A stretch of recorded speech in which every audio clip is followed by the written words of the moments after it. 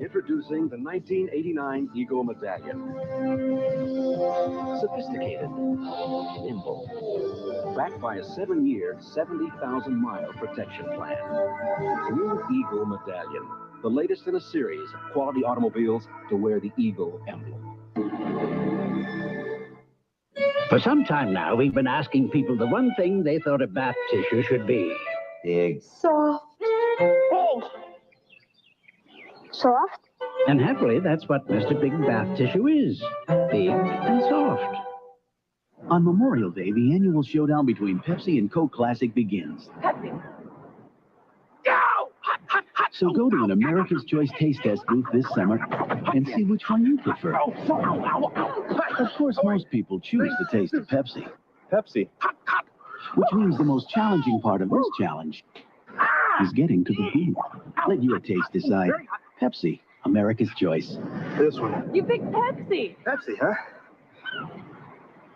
Clinical tests show that none of the leading antiseptics, not one of them, helps cuts heal as fast as the #1 doctor-recommended first aid treatment. Neosporin. For faster healing, it's the one. Tone up your body with exercise. Tone up your skin with tone. I'm toning up. I'm toning up from my head to my toes. I'm toning up. I'm toning up. Now my skin's gonna glow. I'm toning up. I'm toning up. Toning up, looking good. I'm toning up. Tone, the skincare bar with cocoa butter. It cleans, moisturizes, and conditions for healthy-looking skin. I'm toning up. I'm toning up. Now my skin's gonna glow. Tone up with Tone, now in cream color. Monday. Welcome to Smiley Boy. I got a real nice place for you to be staying. MacGyver's running for his life. Then. We're not dealing with your typical slash-and-run artist here. An ABC World Television premiere. Oz was mutilated. One is in love. One may be a killer. Lonnie Anderson, Joe Penny. Oh. A Whisper kills after MacGyver Monday. Beverly Hills Cop, tonight's ABC Sunday night movie, will continue in a moment. Tuesday, she's a blast from Tony's past. Were you and Tony an item? Well, I could tell you where his other tattoo is. Let's talk. Who's the boss? Then, the girls plan a rock and roll weekend without the folks. Boys are coming up the road. Forget it's over. We're finished. How's my makeup? Just the 10 of us, Tuesday. Marge felt safe. The fridge was filled with canned fruit drinks. Then, invasion of the canned creatures. Only vans of cans will stop their thirst. Honey, you need this. New Kool-Aid Cool Shots liquid concentrate. One squirt makes the glass. This makes almost as much as 6 big cans for about half the price. Relax. The best part is they love to make it themselves. New Kool-Aid Cool Shots now in a canned drink section near you. Can you afford to be without it? Why are all Shady Brook Farms turkey parts so delicious, so juicy, so tender? Because all Shady Brook Farms turkey parts are farm fresh. They're delivered fresh from the Shenandoah Valley straight to your supermarket overnight. Turkey parts fresh from the Shady Brook Farms. Turkey doesn't get any fresher than this. Mixture of clouds, sun, and showers on Monday. Details after the movie. We continue in Beverly Hills Cop.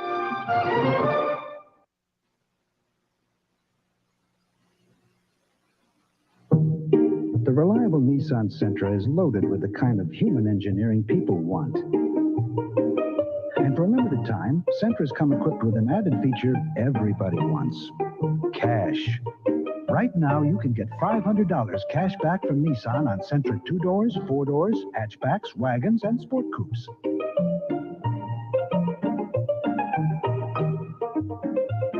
All you have to do is decide which Sentra you want.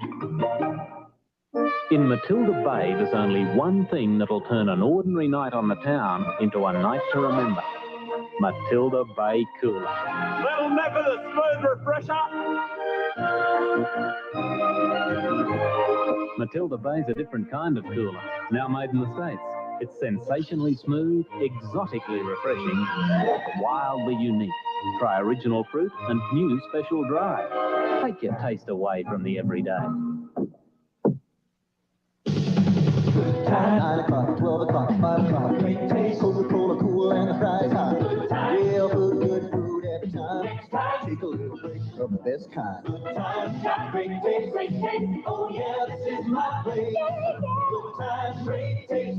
A Big Mac, French fries, quarter pounder cheese, salad, McNuggets, McDLT. Good times, great taste of McDonald's. Now's the time to buy a home because Century 21 offices are opening doors for you. It's our Century 21 Open House Weekend. This weekend, we're opening doors all over the area to homes you can afford. And Century 21 offices are selling more homes than anyone else. Now's the time to buy a home. So come on in. Number one to wait for you. Century 21. Call your local Century 21 broker for details of our open house weekend. About those American Comedy Awards, you don't really expect me to let some of America's wildest comedians walk on stage and say whatever they want just because there's a writer's strike. Yes, you too. The second annual American Comedy Awards, live with no script, Tuesday. More fun. Based on a true story. I'm the mother. Product of a legal contract. She's all I have. Torn between a surrogate mother and her natural father. Everybody's talking about mothers' rights. Fathers have dreams too. If you think you could decide the fate of the child, Get your hand off me! think again. BBM, 1 week from tonight. It was 5:01 and a knock on the door brought me out of my afternoon snooze. First thing I noticed was a great pair of Gams that began with some red leather shoes. Her straight-to-fit jeans fit like none that I'd seen, and I knew I could never refuse anything that she asked, because the lady had class. She wasn't no regular flues. So I said, come on in, it's time we begin. You and I should be looking for clues. So that was the day that I picked up the case of the babe with the case of the blues. The case of that babe with the button-fly shrink-to-fit Levi's 501 blues. You hear the thunder, the call of the road. Whether it's the roar of an available turbo or 16-valve engine, Grand Am is sheer driving excitement.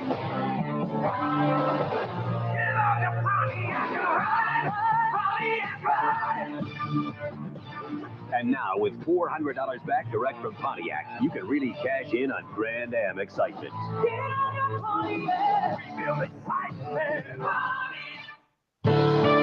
Budweiser and Bud Light join with USA Today to give baseball fans something new.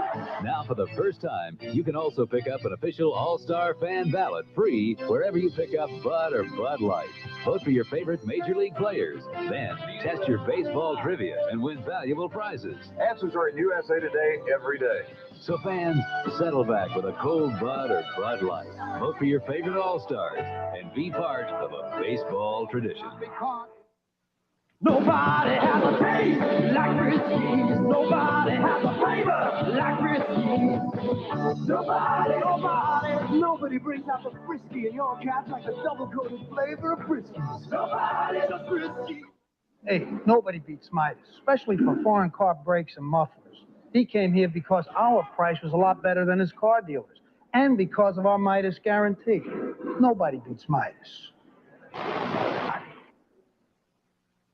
Wednesday. Your head shrinker. Something I can do for you? Jason's the last hope for a suicidal teen. A special growing pains. Then, You're Arvid Angus. You're meeting Nancy for the first time. What do? I kiss her. No! You blush, you hyperventilate, you throw up on her shoe. head of the class after growing pains. Wednesday.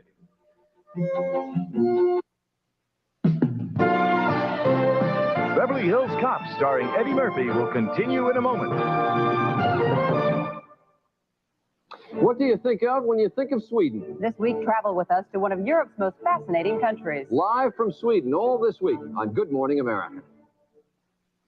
An ABC News brief. Now from Washington, Jack Smith. Good evening. Authorities in Kentucky say it could be days before they identify all the victims in last night's fatal bus crash. 27 passengers on a school bus carrying a church youth group were killed.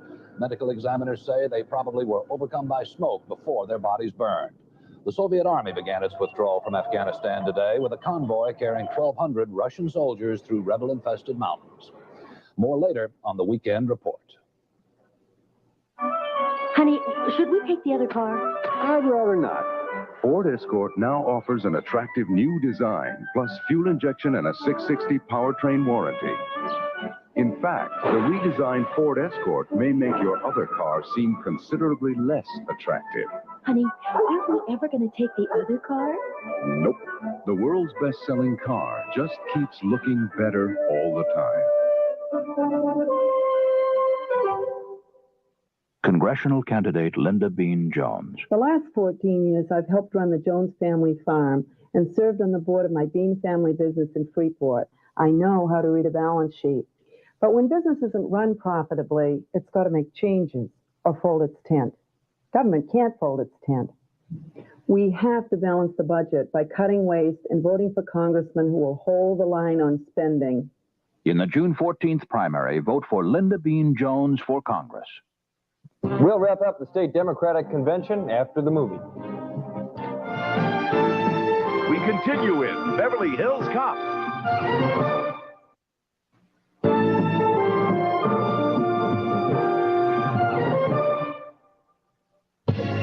How can a man who acts like this make vice president in a week?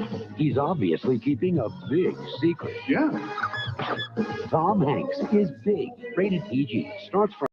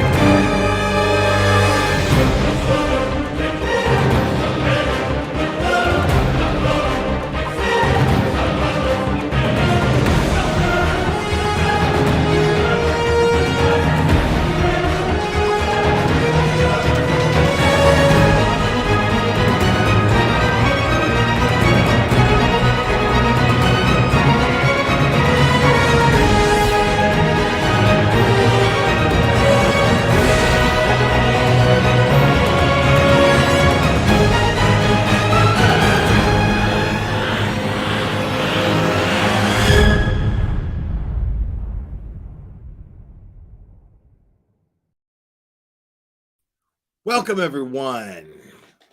Oh, my goodness. Happy Monday. Happy Monday. Oh, and a very, very happy belated Mother's Day to all of you amazing moms out there.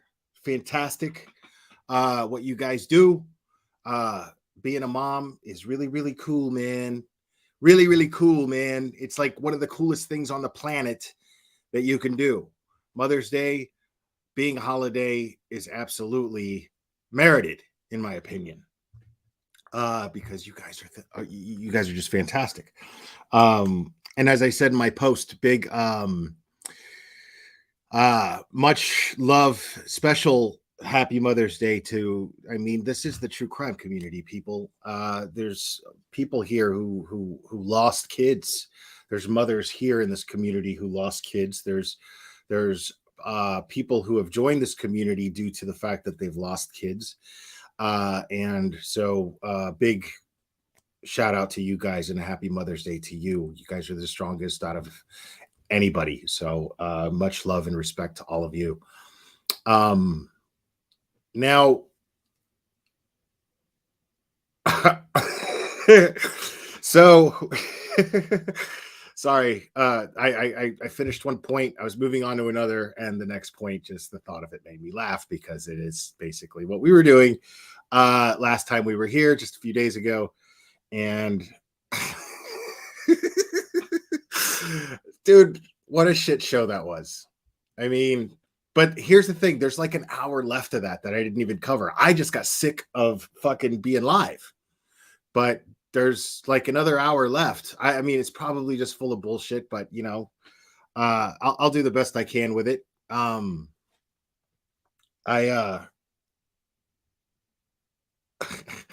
Yeah,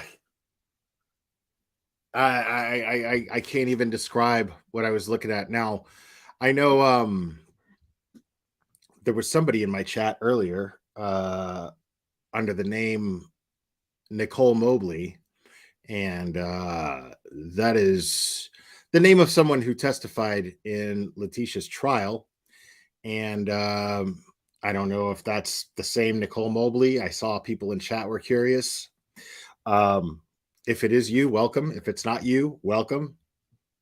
I guess, I mean, but yeah, but if it is you, I got questions. I got questions. But anyway,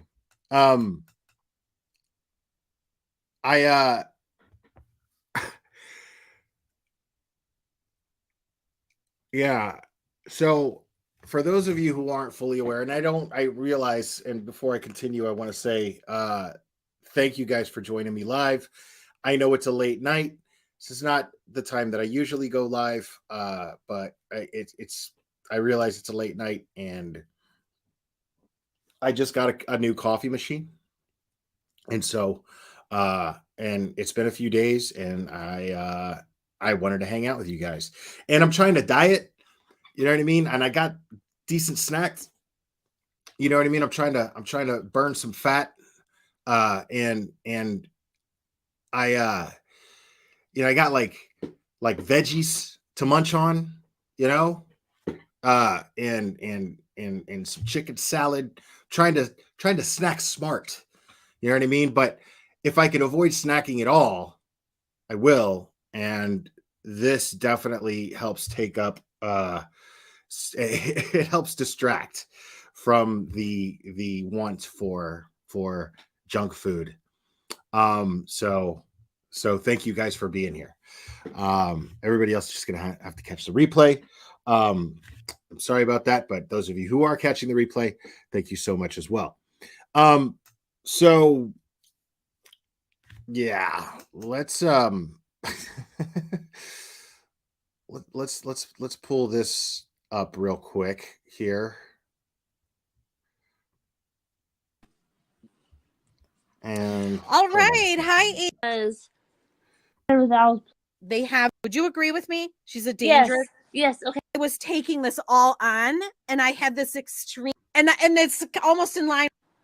I can understand now how it happened, but I think there was some communication breakdown between Dr. Dorothy Lewis and Letitia's legal team. Yeah. I don't think Doc going through nursing school. That. So she had been paying for that and taking care of him. And all of a sudden she finds out he's cheating, and she was losing her mind.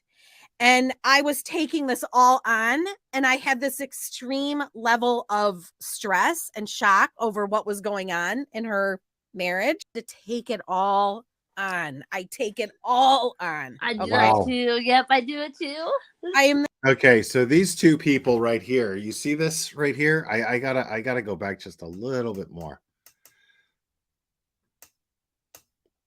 because I'm seeing something that is just typical amongst people like this. Once. Now, I lucid dream often, but lucid dreaming isn't the same as astral projection or going out of body. Right. So I had at a very stressful time in my life, and I want to say it was about 10, 12 years ago.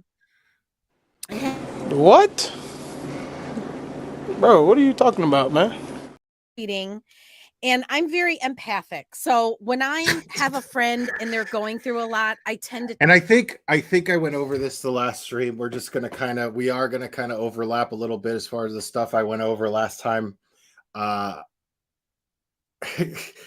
I think I made this point last time. If I didn't, it's important that I make this point now, because in my experience, meeting people who claim to be empathic, right? Like as if it's a psychic fucking power. That's always really funny to me. For some reason, yeah, like just being capable of empathy. That means that you're still kind of a dick if you want to be a dick. Like me, I'm a dick. There's no denying that. I am fully self-aware of that. I get this about myself, but I feel empathy for people. If I'm a dick and it's unmerited, I feel bad. You know what I mean? I don't double down on it. I don't become, you know what I'm saying? Now, what's really funny though is those people who don't seem to understand this, people who seem to be incapable of feeling empathy, since they don't know what it feels like, then it would make sense that they don't really know how to describe it either. So what they say is that they're empathic. You know, like again, like I said, like it's a psychic power or something. They're empathic. You know, oh, I absolutely, and I take on everyone else's stress. I carry it. I carry this load of stress. Cherry's gonna come out of the woodwork any second now.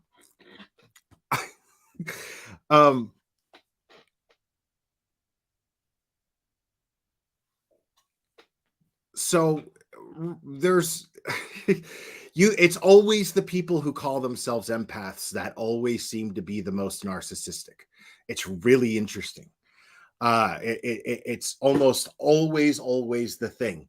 And so now you have these two people. Now I want to share something with you guys. I want to share something with you guys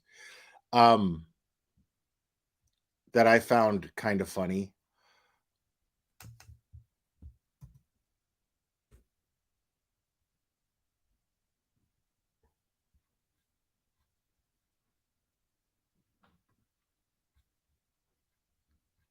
So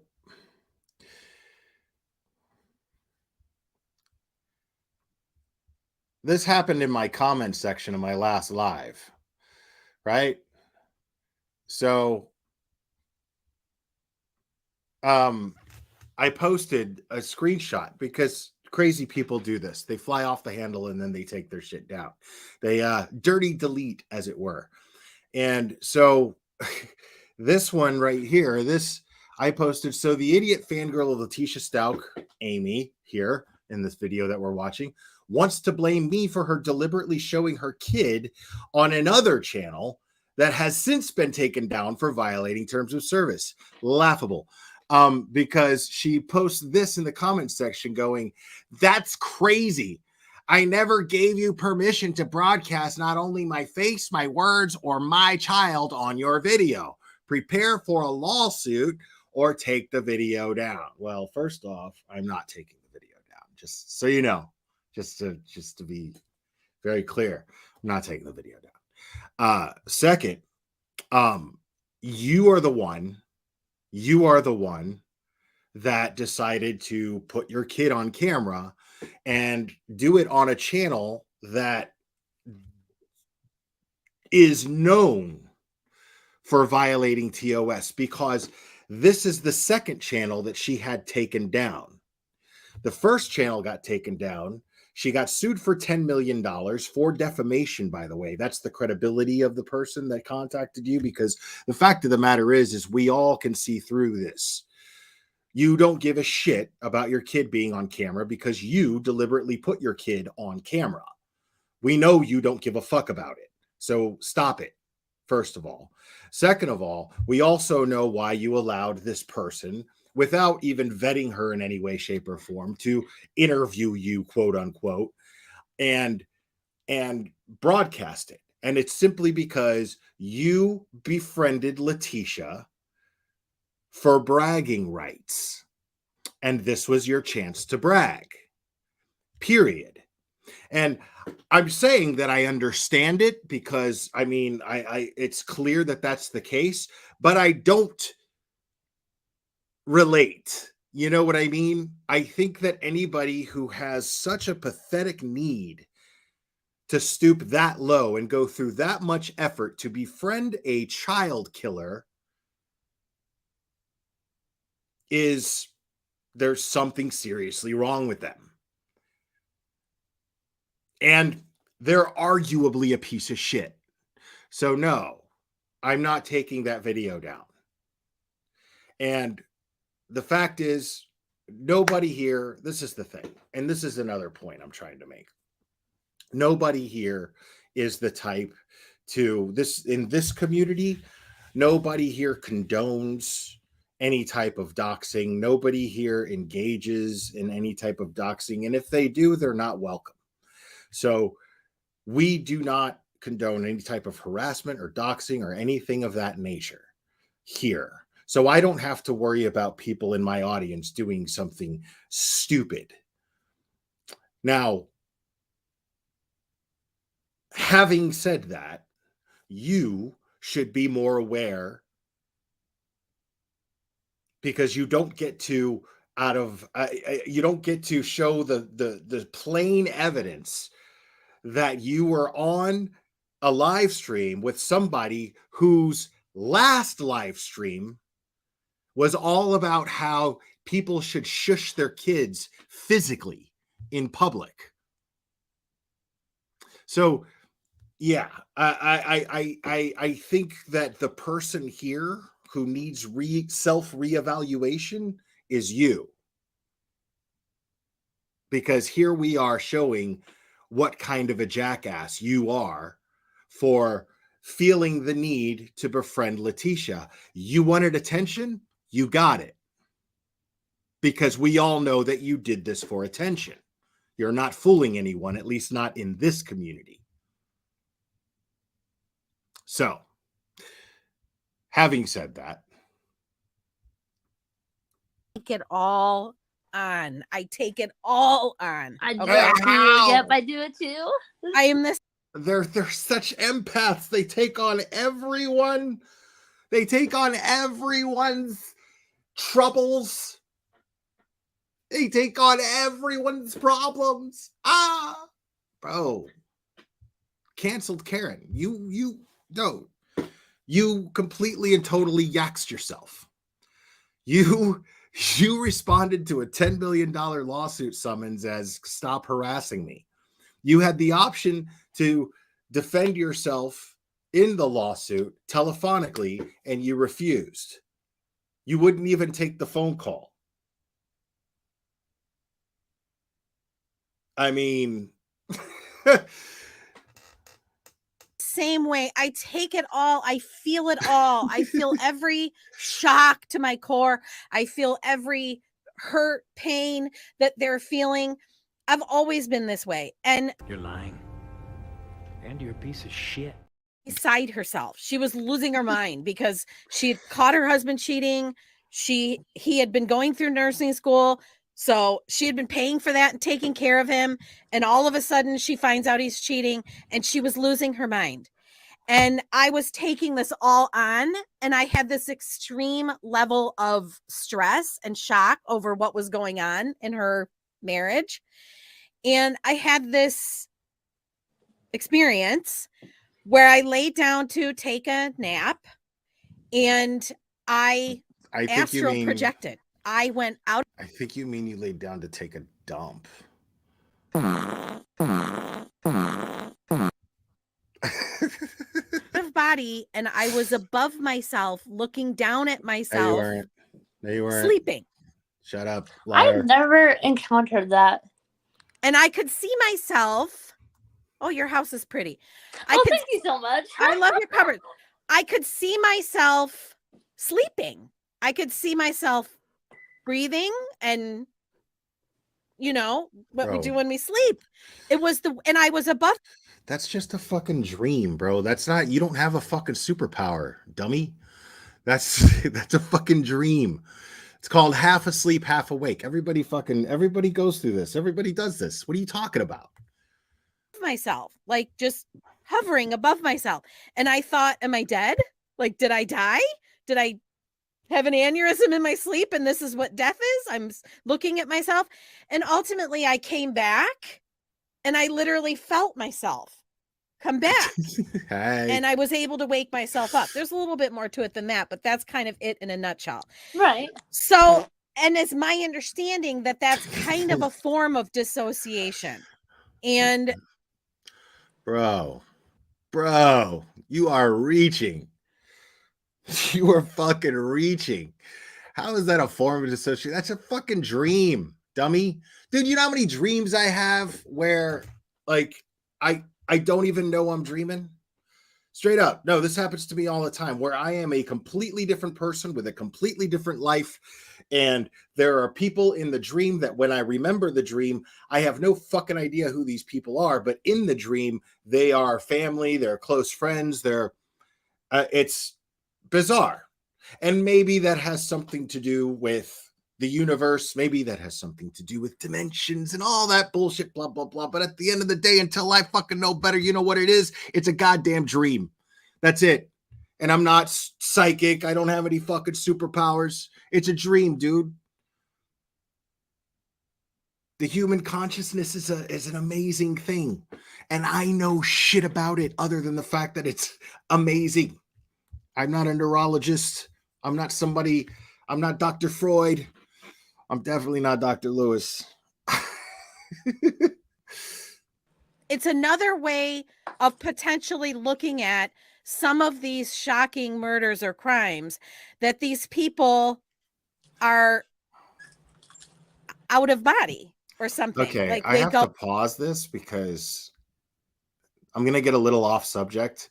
And it's something that I meant to bring up earlier when the stream was first starting. I really wish people would stop emailing me asking for Colton Harris Moore's contact information. I'm not going to give it to you. Even if I had it, I would not give it to what makes you think I would give that out? I spent a 3-hour stream. This is what's really funny to me. These are the type of people who contact me for shit. This is off the subject. This is completely off of the subject. These people have nothing to do with what I'm talking about. But I keep getting emails asking for Colton Harris Moore's contact information. I need you guys to understand something. Now, these are people contacting me based on the fact that I had a 3-hour conversation twice, 2 different 3-hour conversations with Colton Harris Moore on a live stream. And in those 3-hour conversations, the crux of those conversations, okay, the entire vibe, the entire motif of these conversations were that he wants to lead a private life and he doesn't want to be remembered for the Barefoot Bandit bullshit anymore because he's paid his dues. He's paid his debt to society and then some. This is a guy who simply wants privacy. And if he has something to offer the world, when he has something to offer the world, because in those 3-hour conversations, it was very clear that this is a very bright, intelligent, gifted young man. And when he has something to offer the world, I'm sure you will know about it. But you are not going to contact him via me to talk about something with someone who made it abundantly clear in the videos that you knew to contact me through that he doesn't want anything to do with that past life anymore. He doesn't want to be remembered for it. He does not want to talk about it. So why can't you people respect that? And I wish you all the best with your podcasts, and I wish you all the best with whatever the fuck, you guys are contacting me for. That's great. And I'm grateful that you enjoyed the conversation that I had with him. But, I'm not going to put you in contact with somebody who deliberately has said publicly that he doesn't want to be contacted by anyone. Simple. I hope I was clear enough. Sorry for the interruption, guys. Out and they're seeing themselves do it. Mm-hmm. That doesn't absolve them. Of course not. I've said, Letitia's dangerous. Would you agree with me? She's a dangerous. Yes. Okay, let me tell you this. There was a point in time, because like I said, I wish I could print the call records I print at El Paso County Jail. I'm sure I could if I asked him. Well, she used to call me all day, every day when it was her time out of her cell, right? And by the way, I apologize. I smoked my vape pen pretty heavily. You're okay. You had to go get another one? Yeah, I had to get another one because the other one died. But, oh, sorry. What was your question? I'm sorry. Well, number one, had you ever seen her, you said yes, where she wasn't necessarily quite acting like herself. Did she ever describe that to you? Did she ever say that she's ever had times where she was outside of her body, or she was watching herself. No, what's so funny to me about this fucking ridiculous conversation that these two morons are having right now is they're sitting here and canceled Karen is over here asking if Letitia said anything about this or said anything about that. Were you watching the trial that the rest of us were watching? Because every single piece of evidence that had her on a recording of it showed her lying. Everyone, even Dr. Lewis, said she was lying. That there were points where it was clear that she was being dishonest. So why do you think that this Fruit Loop has anything to offer as far as, I mean, what you're getting is a secondhand lie. I mean, I love that people think that this shit is somehow credible because people, there's this whole group of people on Facebook that pay for this shit. You believe that? Think about that for a second. They pay for this shit. They pay to hear the lies from a proven liar secondhand through someone who thought it was a great idea to befriend Letitia for attention. So you don't want to hear, I mean, you heard an entire trial with recordings of lying, and now you want this person's account through that person? Okay. Jesus, man. Where do you get these fucking idiots, huh? Where do you get them? Do something and couldn't control herself. And also, do you think she's dangerous? She's never come to me and like said anything about like an outer body experience. Although I do think that she referenced it one time. Okay, one thing that I do like about Letitia. I love how, that's my favorite. I love how Karen here says, do you think she's dangerous?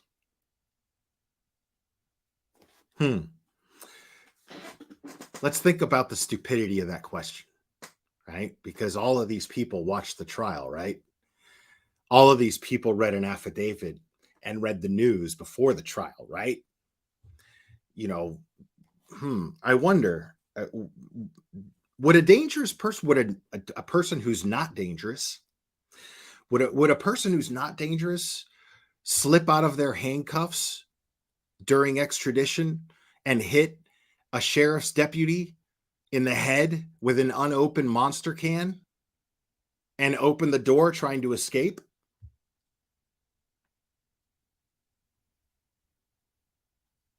I mean, regardless, I mean, if you're sitting here now, here, let me make the most obvious point here. Do you think a person who's not dangerous would murder an 11-year-old boy? Because the question of whether or not she did it is non-existent. We know she did it because she admitted to doing it. And there is a fuck ton of evidence that proves that she did it. So even if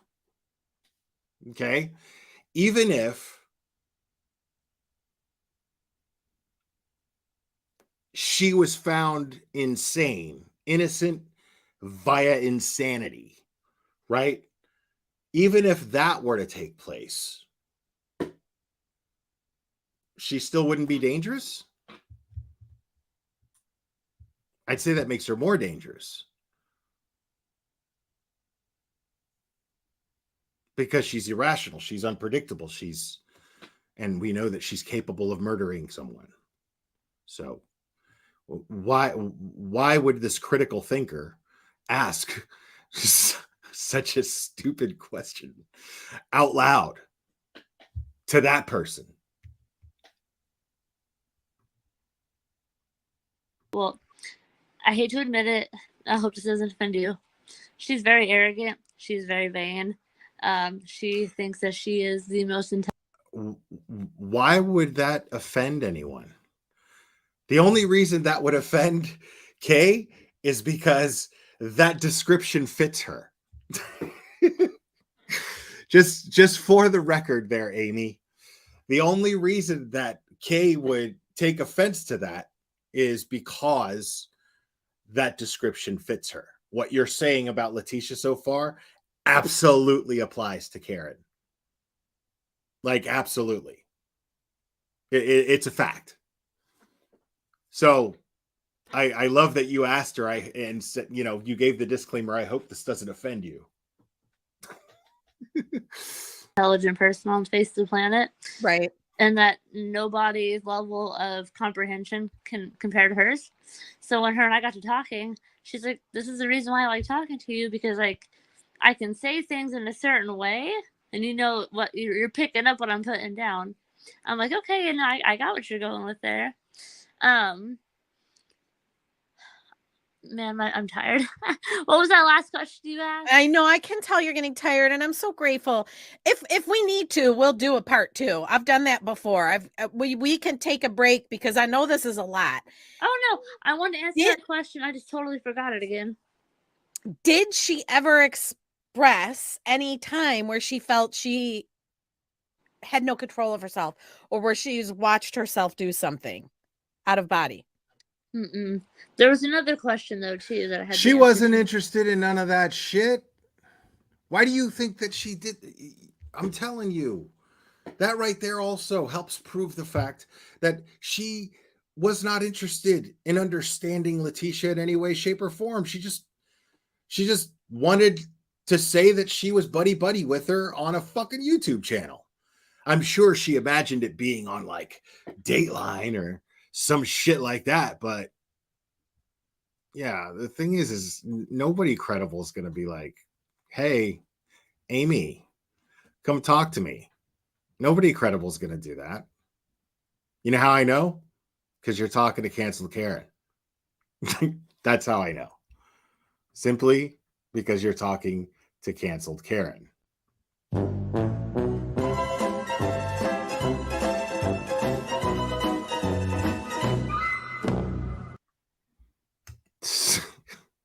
Do you think she's dangerous? Yes. Lisa Levaque. Well, we agree she's full of rage. Right. Well, here's the thing. Back in like 2021, her and I, she was out because she lived in solitary confinement for 1.5 years, right? She called me one day and said, Amy, if you're sitting, now I don't know. I haven't sit down. I was like, what'd you do? I haven't verified this, but someone mentioned in one of my comments that she wasn't actually in solitary confinement, that she was she was probably in segregation because she tried to escape on 2 different occasions. And on a 3rd occasion, apparently, as this happened, she was also aware of another time where Letitia was talking about escaping, and she didn't report it. Very interesting.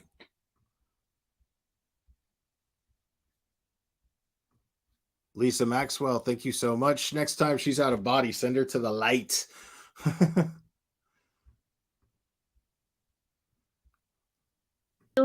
She goes, I signed a waiver to go to general population.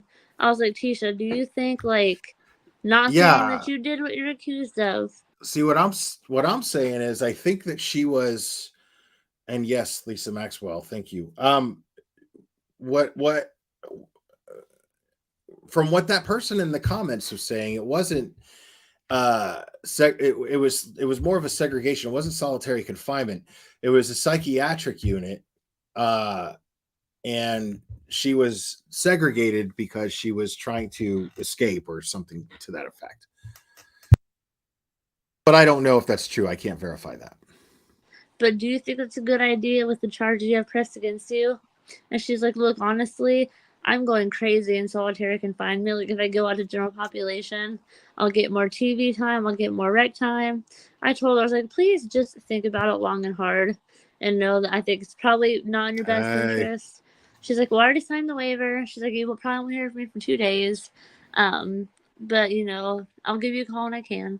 A day went by and she called me. She's like, hey, I'm in general population and so far it's going really good. I was like, thank God. Because, I'm sorry, this is going to piss people off. What she did was wrong. But that doesn't mean I want anything bad to happen to her either. Oh no, me neither. Me neither. That doesn't solve anything. I'm very against prison violence. Number one. What do you want to fucking you want to fucking somebody to bake you a fucking cake? It's like, what do you want? Some kind of an award because you don't want someone to get hurt in jail? There's a lot of people here who don't want anything to happen to Letitia. I personally don't care if something happens to her. I mean, she murdered an 11-year-old boy and she showed absolutely no remorse for it. So I don't give a fuck what happens to her. That's my personal opinion. And those are people in here that are like, fucking burn her at the stake. And that's fine too. I don't give a shit. And there's people in here that are like, I abhor any type of violence. She's in prison. She's never going to get to see the light of day again. And that should be enough. I don't need her to get, I have no desire for her to get physically hurt. So I understand all of the different emotions, but you know, it's not going to make anyone mad that you don't want anything to happen to her. That's my point. Is there's nobody in this chat who knows Letitia's guilty, wanted justice for Gannon, but we all, at least I could only speak for myself, but I would like to think that everybody in this chat is okay with however anybody else feels too. Because me personally, I'm of the opinion I wanted justice for Gannon, and we got it. And whatever happens to her in prison, I'll consider that part of justice. And if she somehow finds God and then ends up doing something very productive with her time and changes her ways, I will consider that justice too. I will consider whatever happens moving forward to be justice. Because little old me, you know, I you know, in the grand scheme of all things that exist, little microscopic me, you know, I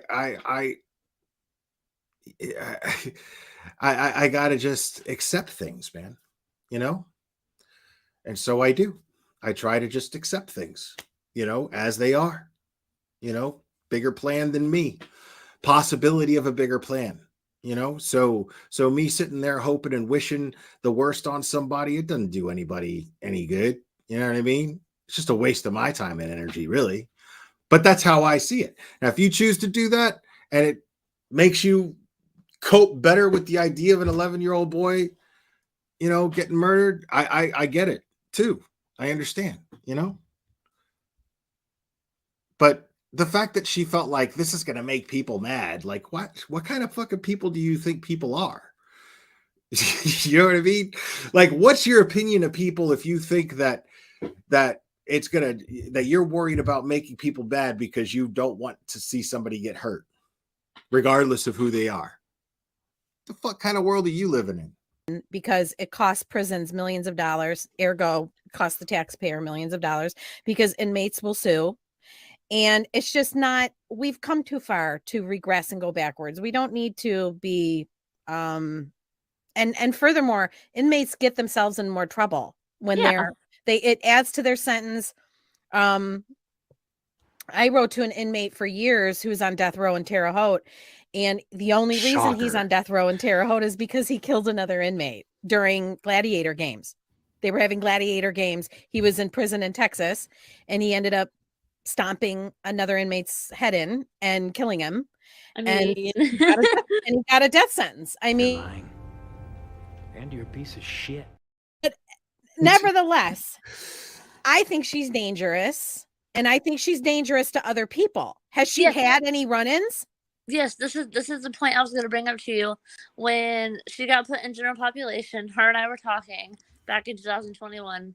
I was like, this is when she was still pleading not guilty.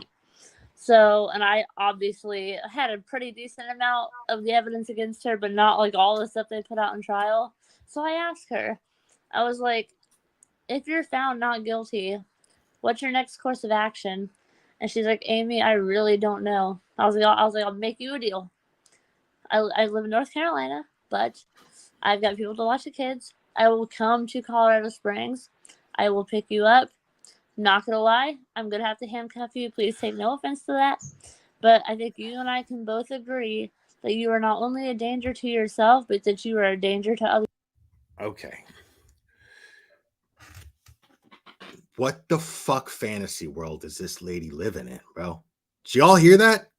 Am I fucking crazy? Did y'all hear that? Okay. So in her mind, Letitia, if found innocent by reason of insanity,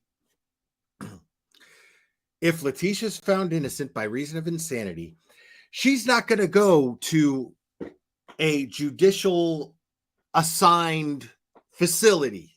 She's not going to go to a state facility. She's not going to go to she's not going to be in the custody of the state. They're just going to release her to her.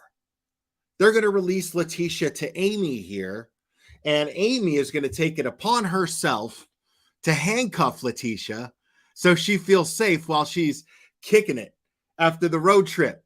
You know what I mean? She takes the road trip up to Colorado Springs. Hey, innocent girl.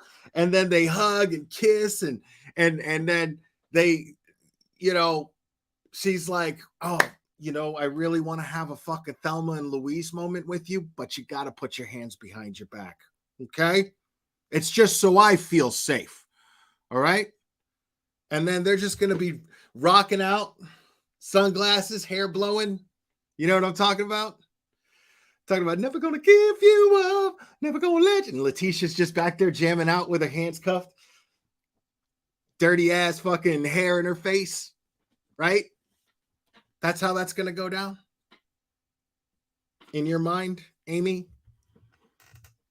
What the fucking shit are you talking about? What the fuck makes you think that she would be released into your custody? Dude, what? We just got a glimpse into the fantasy mind of this person. This is a person with serious problems. Seriously, like this is wow. As well, and you know what she said? You know what she said? What'd she say? You're 100% right. She knows it. She knows she's dangerous. Yep. Meanwhile, Letitia goddamn knows that she's never going to be going with her anyway. She's just entertaining the crazy. Think about that shit right there. Because with Letitia and how manipulative we saw her be, that just gave me a glimpse into their dynamic, Letitia and Amy's. Okay? A glimpse into their dynamic. What's going on there, what I'm getting the impression of is Letitia is fucking with her. She's jail entertainment. She's like, fuck, I got a visitor. Got somebody to troll. And so she's just fucking with her the whole time. Letitia's bored as shit. She doesn't give a fuck about what's going on with Gannon. She's not sitting here worried and stressed out over guilt over what happened to Gannon. She's just sitting there fucking bored. And here comes this asshole writing her letters and shit. Of course, Letitia's going to troll her, dude. Of course, Letitia's going to troll her. Has she had any issues? In what way? In general, Pop? Has she had any fights or altercations with anyone? No, people pretty much keep to themselves with her. They stuck some crazy lady in the cell with her who was like mentally unwell and like threw elbows and like knocked one of her teeth out. But that was like the gist of that. But no, like she is. Now I don't believe anything she says at all.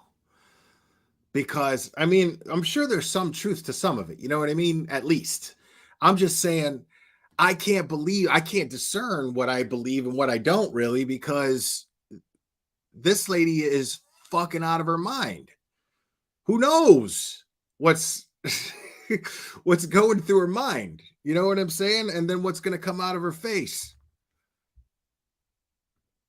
Highly revered at El Paso County Jail. Like, a lot of people don't believe that she did what she's convicted of doing. She tells me all the time. And when her and I used to do video visits, her friends would like come sit next to her to talk to me. So wait, she tells you all the time that what? In what way? In general, Pop, has she had any fights or altercations with anyone? If I was able to put this in slow motion, Amy would scare the shit out of everybody. It wouldn't even be funny. It'd be fucking, dude. People pretty much keep to themselves with her. They stuck some crazy lady in a cell with her who was like mentally unwell and like threw elbows and like knocked one of her teeth out. But that was like the gist of that. But no, like she is highly revered at El Paso County Jail. Like Highly a lot of revered. people don't believe that she did what she's convicted of doing. She tells me all the time. And when her and I used to do video visits. So she tells me all the time. Let me get through this thought here. Her friends would like come sit next to her to talk to me too. Like it was real interesting experience. So she's popular. She's popular. She's very popular at El Paso County. I do not foresee that being the same situation when she gets put over to. We never say never. She's charismatic, clearly. So never say never. She might go where she's going and pull the same charm. I think once she gets to where she's going, we should find out soon. I think I'm gonna write her another letter and be like, I know that you and I kind of had a falling out. You quit writing me back and you quit coming to my video visits. But like, I do still care about you, and you know, I know your family. Gee whiz. I wonder if that had anything to do with you recording her without her knowledge. I wonder if it had anything to do with that. While saying that you were her friend. About you too. Like I said, I don't believe that anyone is past the point of help. I don't condone what she did, but as somebody who struggles with mental illness, it's hard sometimes when you don't have somebody to advocate for you. Wait a minute. Who are you? Did she tell you why? What did she tell you? If I recall the verbiage correctly, she called me one day and said, so I changed my plea from not guilty to not guilty by reason of insanity. Keep in mind, I have a bachelor's degree in criminal justice, so she is well aware that I know of what NGRI means. Yeah. Which is an admittance of guilt, just stating that I wasn't in the right state of mind when it happened. And she said all the deputies and the wards were giving her shit for it, like, oh, so now you want to change your plea to not guilty by reason of insanity. Like, we knew you were guilty the whole time. So, like, when she told me that, you know, I just took it for what it was, and I'm like, what do you think is going to come next? Like, and I forget how I worded it, because it was so long ago. But, like, it wasn't like, this doesn't come as a surprise to me. I just told her that I was proud of her for doing the right thing. I am not here to judge anybody. If that's the choice that she had to make to get past this point in her life, like, I'm all here for it. And if there's anything I can do to help, let me know. And if people keep giving her shit at the prison for her changing her plea, I'll call in and make all of the complaints. So at that point, she didn't elaborate on what happened. She didn't say, I'm changing my plea, and guess what? This is I know I haven't told you this yet, but this is what happened. No.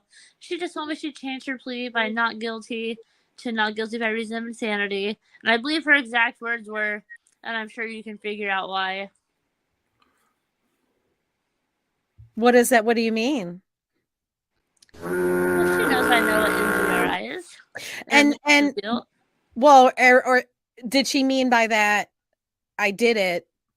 Why do you think, no, I haven't told you this yet, but this is what happened? No. She just told me she changed her plea by not guilty to not guilty by reason of insanity. And I believe her exact words were, and I'm sure you can figure out why. What is that? What do you mean? Well, she knows I know what NGRI is. And well, or did she mean by that I did it? Okay. Why do you think, what do you think happened? So you piecing together the conversations you've had with her, what you've learned, the trial, everything. What do you think happened the next day on the 27th? She's clearly insane. Do you think the candle incident was real? Do you think he really did tip a candle over? This is where it gets tricky because I've heard two different accounts of the candle situation, and those came from Letitia herself. If you want my honest opinion, she had been looking for a way to divorce Al. She'd been looking into divorcing Al for over a week, looking for places to go to, like, Orlando or whatever. Dummy, we know all this from the Google searches. That's not, you're not privy to any information that the rest of us aren't. You know what I mean? That shit's all, and you're having this conversation post-trial. Like, we saw not only the Google searches from the affidavit, but then in the trial, there was like a shit ton more. Like, while they were being read, the defense tried to pull this fucking juvenile, fucking ridiculous tactic to distract the jury by sitting there and looking at YouTube videos with Letitia and giggling it up by being all arm in arm. Everyone saw right through that shit. And it was because there was so much fucking evidence, so much that this woman was completely and totally ungrateful for the life that she had and had an insane amount of animosity towards Landon for absolutely no valid reason at all whatsoever. And this was her motive for killing Gannon. This is one of the worst motives that you can think of. Pure jealousy of an ex. So I'm going to destroy what's most precious to her. I'm going to destroy what's most precious to my husband, who I'm taking for granted, stealing from, cheating on. I mean, there's no denying this. This was all proven in court. This is what's really funny to me. It's like, this is no longer speculation anymore. You know what I mean? Like, it's official. All of this shit that I'm saying right now was proven in a court of law beyond a reasonable doubt. It's a done deal. The wakata, it's over. Sentenced the same day the verdict came out. I was like, what? Like, it was all over. Whatever happened, I don't remember. I know that she was, those emails I read you where you could tell there was so much contempt with the way that she felt with how I was treating her. I think she wanted it out. I also knew that Gannon was her least favorite kid. Like I said, there's neighbors that have come forward that said that she abused not only him, but Lana as well. I think Gannon's love for his mother, Landon, was a huge trigger in her book because I've heard from numerous sources that he liked being with his. I love listening to people who sit here and they're speculating after it was already proven in court. Like, you're this into the fucking case, right? you're this into the case.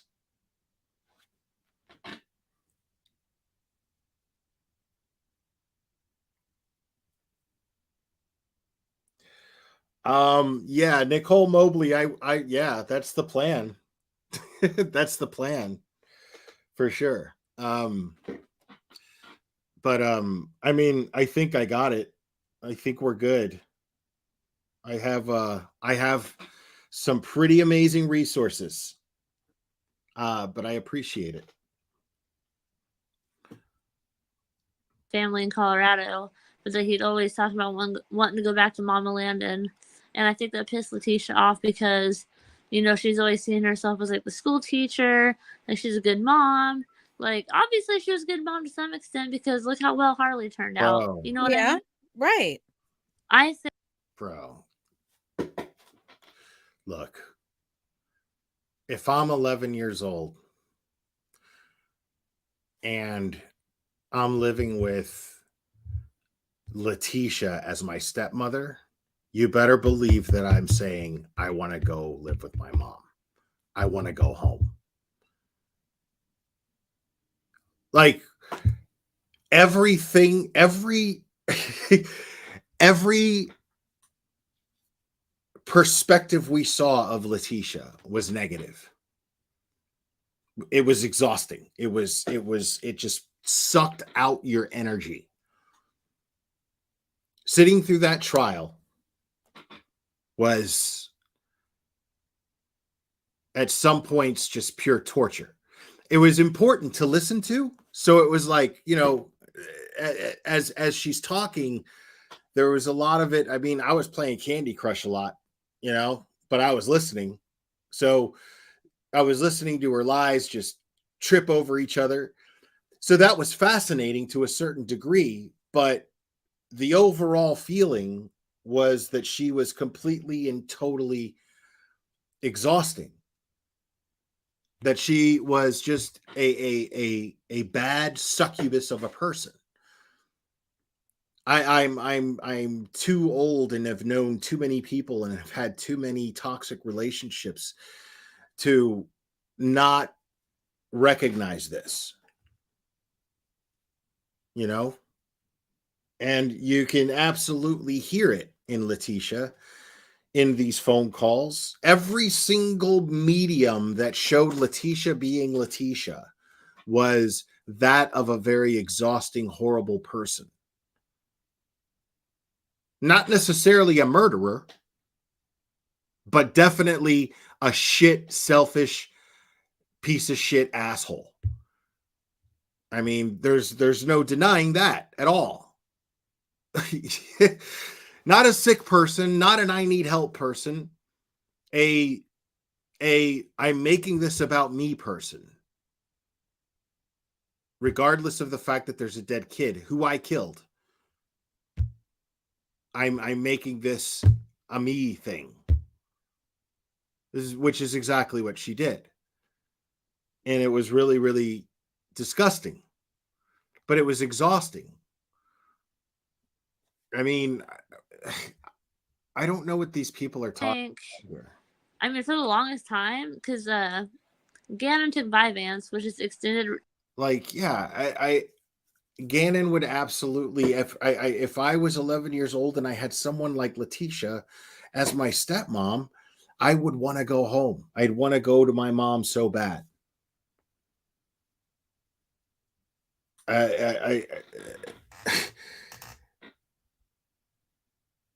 They're talking about this like it's surprising and like they're new revelations. Release Adderall.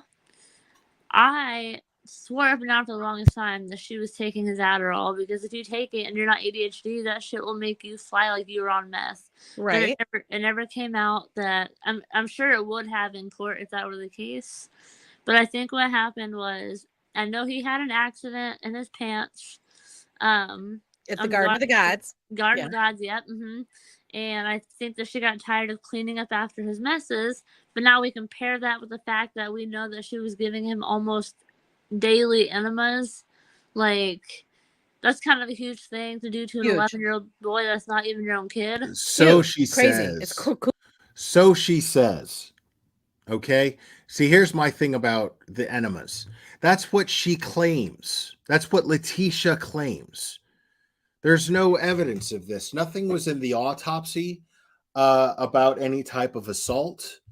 There would definitely be, okay, I don't know who here has had an enema. I apologize for the nature of this discussion here, but it's quite violating is the best word that I can come up with. Meaning it's some would consider it violating, some would consider it intimate as far as the level of contact that takes place. So I feel like personally that there would have been something in the autopsy about that. They would have checked to see if he was assaulted. And there would have been some sort of indication of this. And if he's getting them every day, there would definitely be, I would think so. I don't know. I'm not a forensics expert. I don't know. But I would think that there would definitely be some trauma to an 11-year-old boy. I would think so. I don't know. But since Letitia lies, and I want to be clear about this point, since Letitia lies the way that she does, and there's nothing in the autopsy to indicate that, I find it more comforting to think nothing of the sort happened. For me.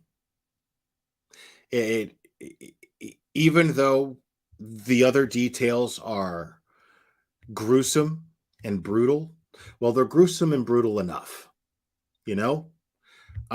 without any sign of that area being disturbed on Gannon, and not having any evidence of that, I take comfort in assuming nothing took place and that Letitia is the liar that she is. That's what I chose. That's how I choose to look at it. Cuckoo. Yeah, go Yeah. ahead. That's borderline sexual assault. Like, yes, you know what I mean? it is. It is. I'm sorry. Yes, it's ridiculous. Yeah, continue. And I honestly think that between that and all this other stuff, I think she had contemplating leaving Al, like she wanted to leave Al, but I think she had this mastermind that she could save Al's and hers relationship if for some reason some big major event could happen that would draw them close together. So of course, why wouldn't it be Gannon? Because that was her least favorite child. That was her problem child. I didn't believe I can find it somewhere. Okay. That. Let me correct you there. Because I don't like you, Amy. I'm just going to be honest about it. I don't like you at all. It wasn't Letitia's child. To even have a slip of the tongue, to just misword it, is insulting to Gannon's memory. And you're a piece of shit for not even catching yourself and correcting yourself in that. But calling Gannon, referring to him as one of her children, whether it's her least favorite or not, he's not her child. I'm not going to let that just slip by me without addressing it, out of respect for both Gannon and Landon and for Al as well. When Gannon and Lana would go back to sue Landon, Harley and Letitia would do the happy dance, and I guess Letitia made a comment like, I can't stand that kid. Like, so I think she took some of her anger out on Al, on Gannon. I think, because it was overkill, right? I think she was mad at Al.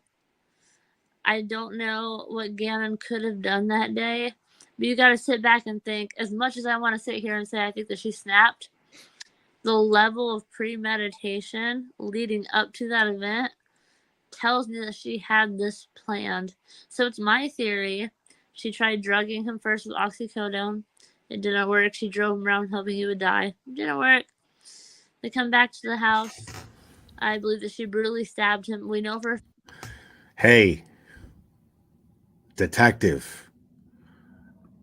That's everybody's theory. You know why that's everybody's theory? Because every fucking single piece of evidence points to that. Like you're not solving anything here. There literally was just a trial. There was literally just a trial where all of this evidence was presented in a timeline fashion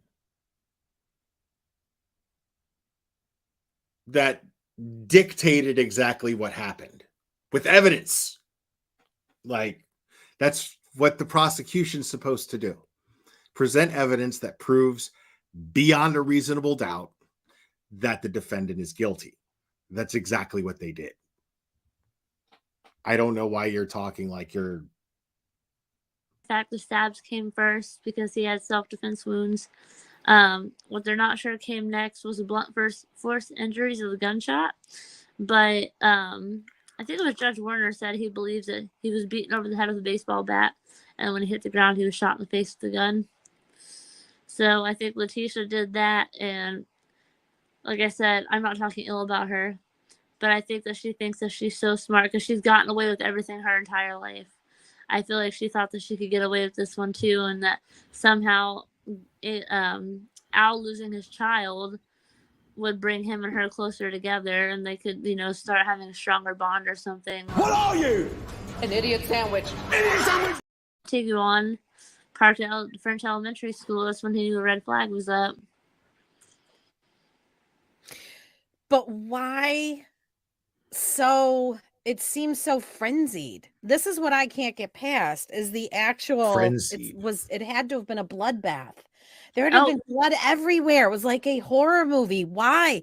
So if she just wanted him to die, why in such a frenzied, bloody mess, if you will? Because she's a fucking asshole. Because she's a hateful cunt. It's not that hard, dude. Like, it's seriously not that difficult.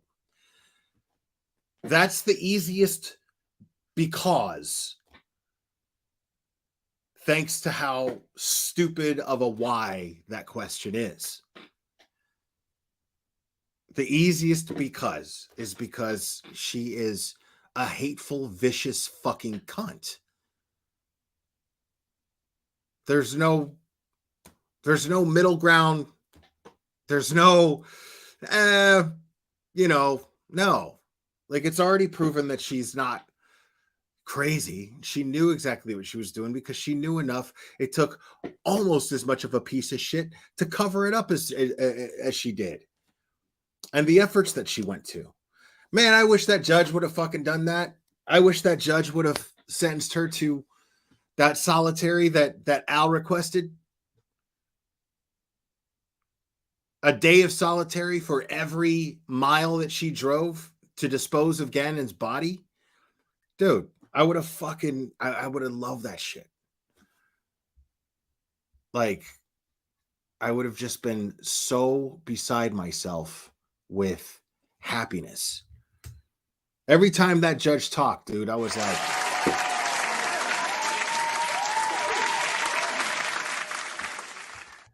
It was amazing. It was amazing.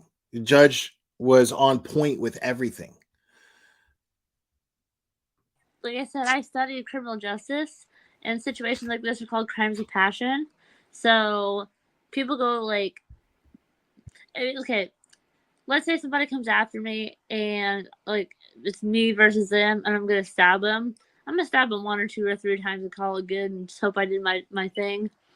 But when you're stabbing somebody 18 times, 4 blunt force injuries and a gunshot, and keep in mind, all of the injuries they found on his body were in that center mass area that I told you. Yeah, the upper, the chest, and the head. Yep. Yeah. Almost like she was straddling. Get some help. See, I don't think she hit him with a bat. Did he have a bat? Did he play t-ball? I mean, would a bat have been... He did not have a bat, but like 2 years ago, she had made a comment to me, Amy, that she now. can swing a metal baseball bat like no one's business, and that she is almost positive in the fact that she could fracture someone's skull using a baseball bat. Oh, God, you're right. You're right. Duh. See, this is why I'm a blonde. I'm so stupid. You're Girl, right. She did. Don't let this red fool you. Yeah, so You suck. Judge Warner closing statements said that it either happened with the butt of a gun. The butt of the gun, or yeah. It's the baseball bat. Let me ask you this. Yeah. Do you think this crazy Letitia that we all were introduced to whenever the story hit the national airwaves, I want to say it was the 28th or the 29th, and I've been covering it literally from day one. Do you think that Letitia, okay, this portrait we have of her, this person who did that crazy whacked out interview with Spencer Wilson, and the person that we see in the courtroom, is that who she's always been? No. What? So a switch flipped after she killed this child? Yes. 100%. Dude, we So know it's that that's a not crock of that- shit. We know that's a crock of shit. We know that's not true. You know how we know that's not true? Because of all of her behavior leading up to it, based on Al's testimony, based on her former employer's testimonies. We know. We know that's bullshit. We know that she stole money from Al. We know that she accused Al's brothers in arms of sexually harassing her. We know that she faked a pregnancy. These are all telltale signs of a toxic, shitty, fucked up person. I mean, I don't know why they're sitting here acting like, no, she was never like this before. Well, I mean, what does it take? Missed anything. If she's borderline. Well, let me back it up here. I think that she was crying out for help. Well, let me back it up here. Because I've been in similar situations in my marriage where I've been like, look, I need help with the kids. I need help with the chores. I'm going crazy. Sure. You know?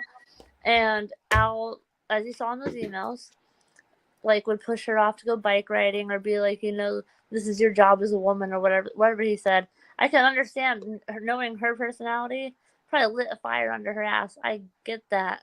But like, what I don't understand was she could have packed up all of her stuff and just walked away, took Harley, walked out. Exactly. And,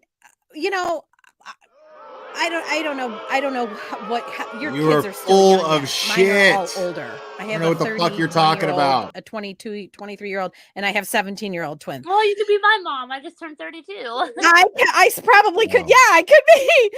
But when I was raising little ones, I pretty much stayed home. I worked a little when they were I didn't work at all when they were babies. I think I didn't go back to work until the twins were 3 or 4. I stayed home. We just cut corners and made it work because we didn't want them in daycare, and they were my last babies, so I wanted to just devote myself as a mom. And my husband had to work. I mean, at that time he worked for a small local company. Now he works for a big corporation, but back then it was a small local company. He was making a lot less back then.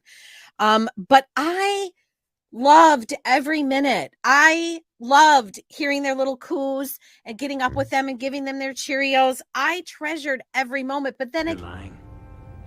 And you're a piece of shit. I try to put myself in Letitia's shoes and say, okay, because I try, I want to understand. I mean, how hard really could it have been? Again, take me back. You need to shut the fuck up.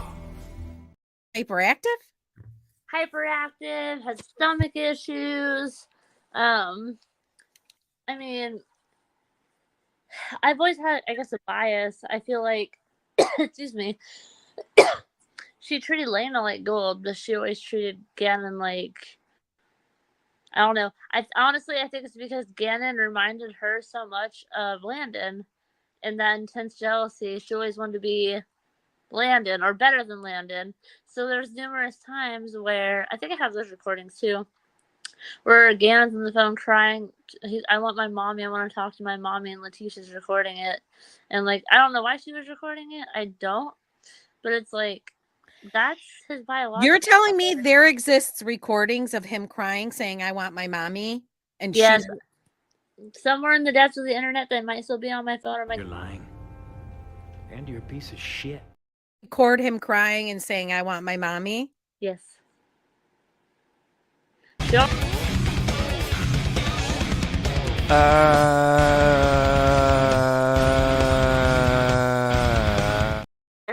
Because she needed them in her life. Oh, she's totally full of shit. So Al just turned a blind eye to the fact that she treated Gannon less than she treated Lena. You see what From everything that I read.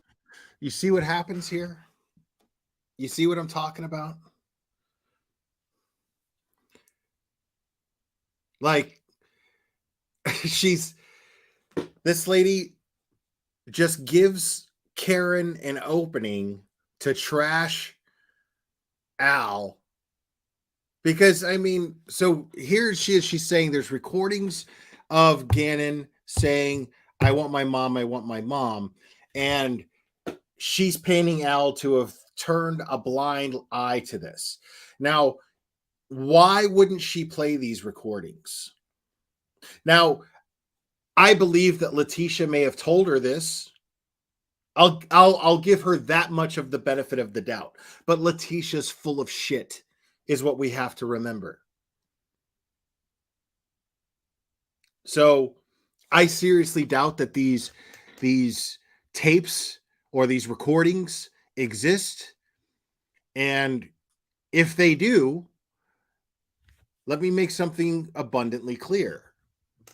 This does not implicate Al in any way, shape, or form. This does not make him in any way, shape, or form responsible for what happened to Gannon. And this is the kind of thing that Canceled Karen got her fucking ass sued for creating these narratives. And she's doing it right now. We're catching it right here. Because as soon as she said that there was recordings, as soon as this Amy idiot says that there's recordings of Letitia recording Gannon saying, I want my mom, and crying. Well, immediately Kay says, you're telling me that Al just stood by while all this was happening. This is what she does. And this is what got her ass sued. And she thinks she's safe behind the Patreon. I think this is proof that you're not, Karen. Studied in this case, yes. He just turned a blind eye to that. Yep. He let her be mean to Gannon. She was mean to Gannon?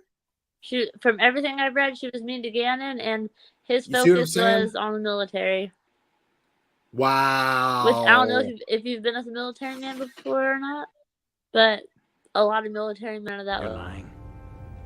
And you're a piece of shit.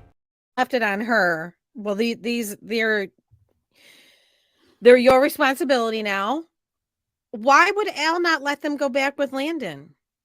Do you know? Rumor has it that she was struggling with substance abuse issues, but I also heard that she had gotten pregnant for a third time and was having severe pregnancy complications. Well, yeah, there's been that claim. There's been, but I mean, a lot of us have. I mean, I was a high risk. I was on bed rest for 4 months. I didn't lose my kids, but again, I was married. Yeah, I honestly think that Al and Letitia had Gannon and Lena, because Landon was having those health complications with her third baby. You think that's why they had the kids? Well, then why not give them back once the pregnancy was over? I think that she had she had a lot of complications with Gannon, right? I think it was a similar situation with her littlest one. Oh, premature and this kind of stuff? I think so. Don't quote me on that because, girl, I've been trying to absorb all the information in this case for. Girl. Bro. So it just fucking trips me out that Karen thinks that by not outright saying these things, she's still kind of outright saying these things, about Al being responsible for what happened to Gannon, that she was mean to Gannon and Al didn't care, that Al was just in the military. But see, she thinks that by not just straight up saying Al is responsible for what happened to Gannon, which, by the way, I have actually heard her say. Now, that's with the channel that got taken down, so it's poof, gone with the wind. But I've heard her say it. Long before this trial, I heard her say that. And she thinks that after being sued for $10 million, that now what she can do is just not straight out say things like that and then just kind of beat around the bush. I mean, but you're still fucking saying it, dude. I am not gay. I have relationships with women and sex with men. And I got news for you. That means you're gay. Ice, you're always coming with the truth, my friend. Absolutely, absolutely. That's exactly, that is a perfect example of what I'm talking about. Thank you. As long as I have, so like, I know, me too. It's a lot. It's a lot. And all of these people have their own oddities. You know, I found a lot of some of what they've done.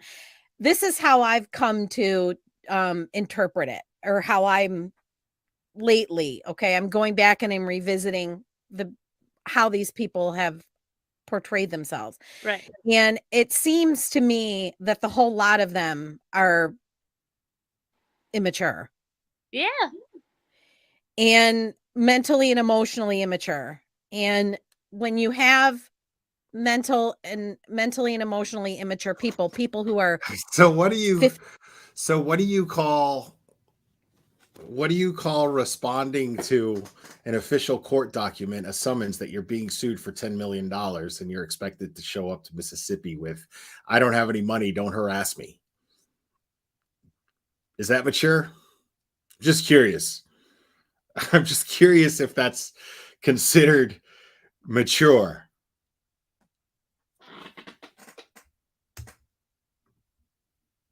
Teen, acting like they're teenagers still, bringing kids into the world, then the kids are along for the ride. And a lot of what Al did in his victim impact statement, and look, I give him a lot of grace because it's a victim impact statement and emotions are high, but a lot of the things he said were just immature. They just reek of a very immature person. Dude,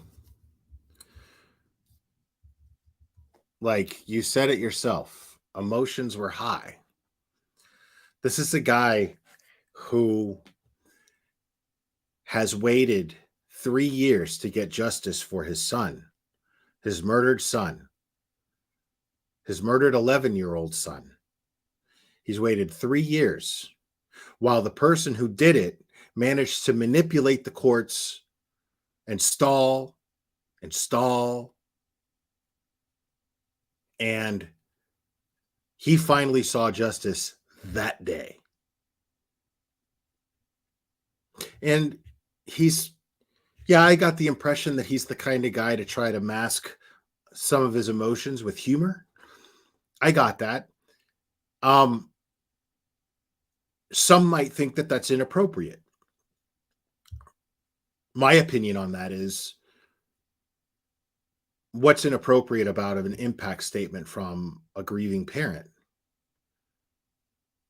facing the person who this child was entrusted in their care, who murdered him brutally? So what's, as far as an impact statement goes, I mean, what's the right way to do it exactly? What's the etiquette? I mean, this is the kind of shit that comes out of Karen's face.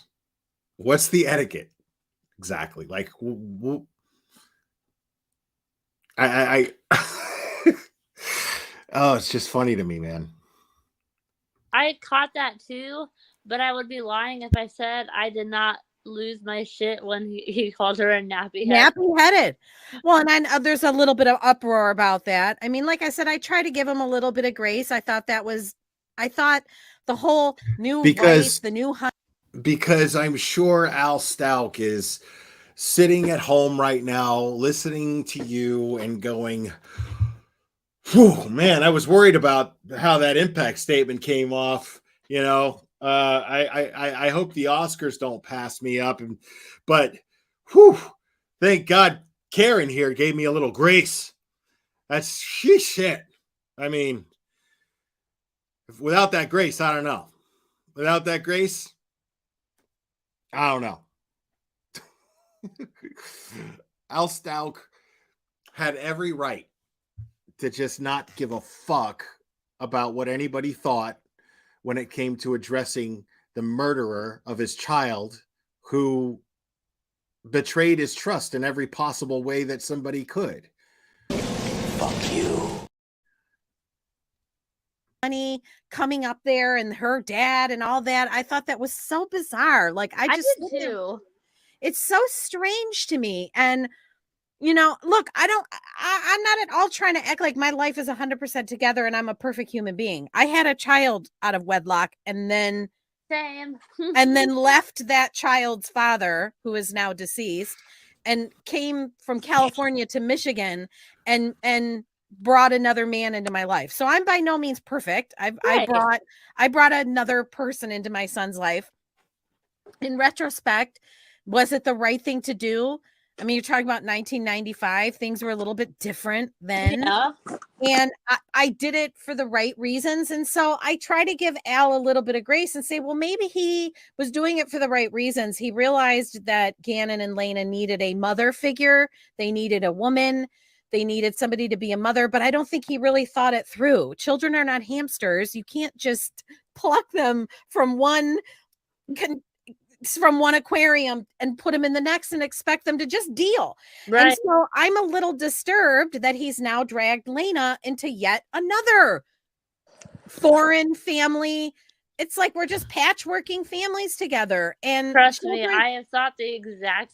Bro, listen, bro. Okay. Not everybody's doomed with fucking cankles and being you, bro. You know what I mean? Like, Al deserves to live. Al deserves to be happy.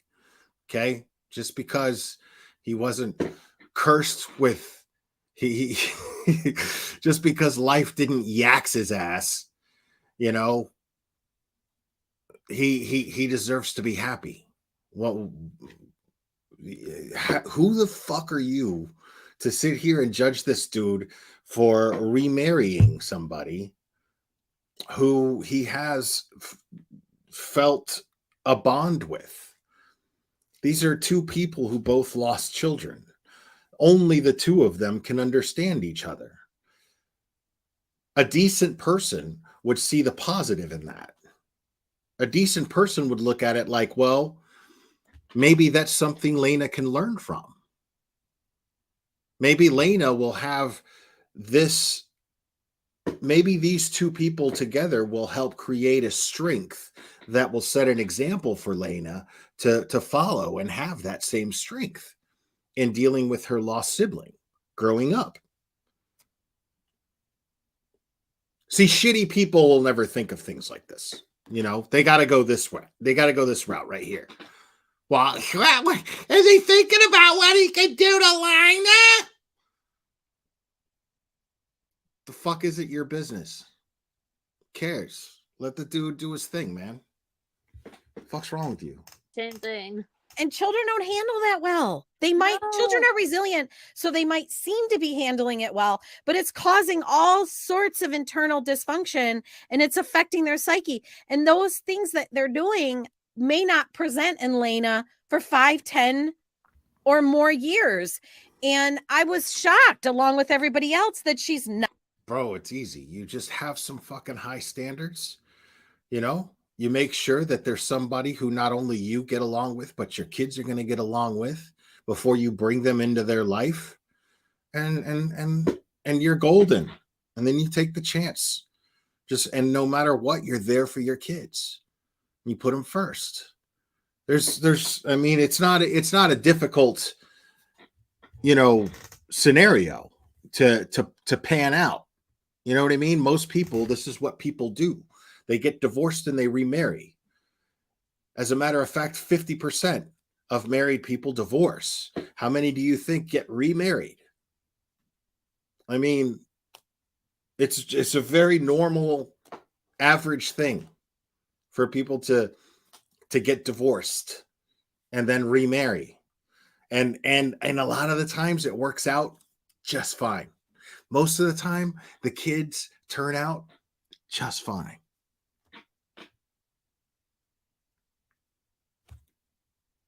You know how I know? Because I never fucking hear about it.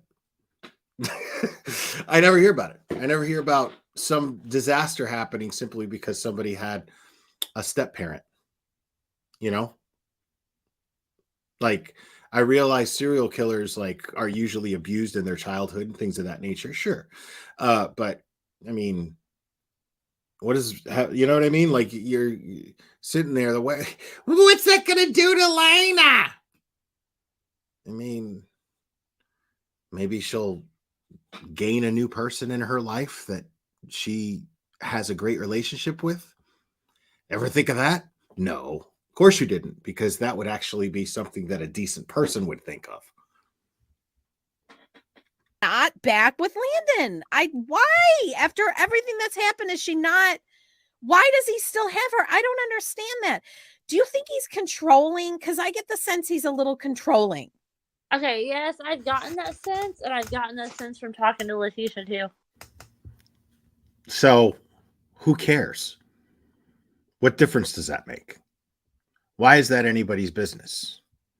What type of a person Al is in a relationship? That has nothing to do with what happened to Gannon. That has absolutely nothing to do with it. And right here, they're trying to build some sort of narrative that Al is just as responsible. I mean, like this Amy person here, she managed to get even shittier to me for entertaining canceled Karen's little bullshit narrative. That he was controlling. Yes. Do you think Letitia did try her best to step into that mother role? Do you think she tried? At the very beginning, I believe that she gave it her all. I believe that's the family. So now it's a Letitia fluff job. You see how she's controlling this, right? You see how canceled Karen is doing this? She's conducting this whole thing. She's moving it into a direction. Family that she wanted. I just don't know when the switch flipped and everything went downhill from there. Because in those emails, and I'm really excited to see a few more. In those emails on the 25th, her grievances are reasonable. She sounds rational. She doesn't sound like she's... I wonder why they didn't read those at trial. Well, I think I was on the witness list. They probably would have had me do it there, but they had so much evidence against her. They probably just kind of weeded out those who they didn't need. But it's very eye-opening. All right, tell me a little bit about what prison life is like for her. She's actually having a really good time. What? All right, give me some deets. What's her canteen look like? What does she order? Give me some What does she eat? Honey buns, peanut butter chocolate bars. She likes, I have a list, I'll have to go find it. The cappuccino thing, it's like a powder you mix and make cappuccinos. I think chocolate muffins. There's a whole list of stuff. Text me tomorrow, remind me. I will find that list of the things that she likes. Because I used to order her care packages and stuff in commissary. Or you can just send her money to her commissary and then she can go buy it there. What about, does she get a decent amount of money? Does anybody else send her money? I mean, where's she getting money from? So it used to be me and Aunt Brenda, but Aunt Brenda cut her off completely. And then I went a period in time where I lost my job, so I couldn't afford to help her. And I always told her I felt bad. She's like, no. She's like, it's not your responsibility. But why did Aunt Brenda cut her off? Because that's a long story. And hold on, my phone is at 5%. Are you getting ready to die? Yeah, I'm getting ready to die. So we can go. Let's just plan a part 2. Let's just plan. Yes. This is a lot, so let's give people a chance to digest this, and then you can get some more things together. Yeah. I would love if you can find me another one of those video calls where you think she wasn't necessarily herself. Mm-hmm. So get that up on deck. Get that ready to go for. Karen thinks that she's going to prove that Letitia had dissociative identity disorder. I love it. Part 2, and then get me a little bit more. Oh shit! I'm sorry. Not in prison. I'm not you sorry. say she's not I'm having sorry a at bad. all. She's enjoying herself. So far, she's having a good time. She's not. I hate to say it. I fully expected for her to get her ass handed to her when she went to general population. I begged her not to do it. And she's like, "Girl, if I don't, I'm gonna like go crazy in these 4 walls." She calls me 2 days later. She's like, "I'm doing really good. I've made friends." I was gonna ask you that. Has she made friends? She's got friends, and she's made friends. Yeah. Mm-hmm. A lot of people at the time, because she hadn't gone to trial yet. That doesn't surprise me at all. That doesn't surprise me at all. She's got to be the center of attention. She's going to manipulate people. She's going to, I mean, she's going to cross the wrong people at some point, I'm sure. But I have no doubt that she's going to make friends. No way Letitia could do something like this. Now I'm sure they've seen her trial. I mean, she's a shitty person in a shitty place filled with a bunch of shitty people. What do you think's going to happen? And like, I even learned a lot watching that trial. When you watched the trial, did you think she was faking, putting on an act, or do you think she's really kind of out of touch?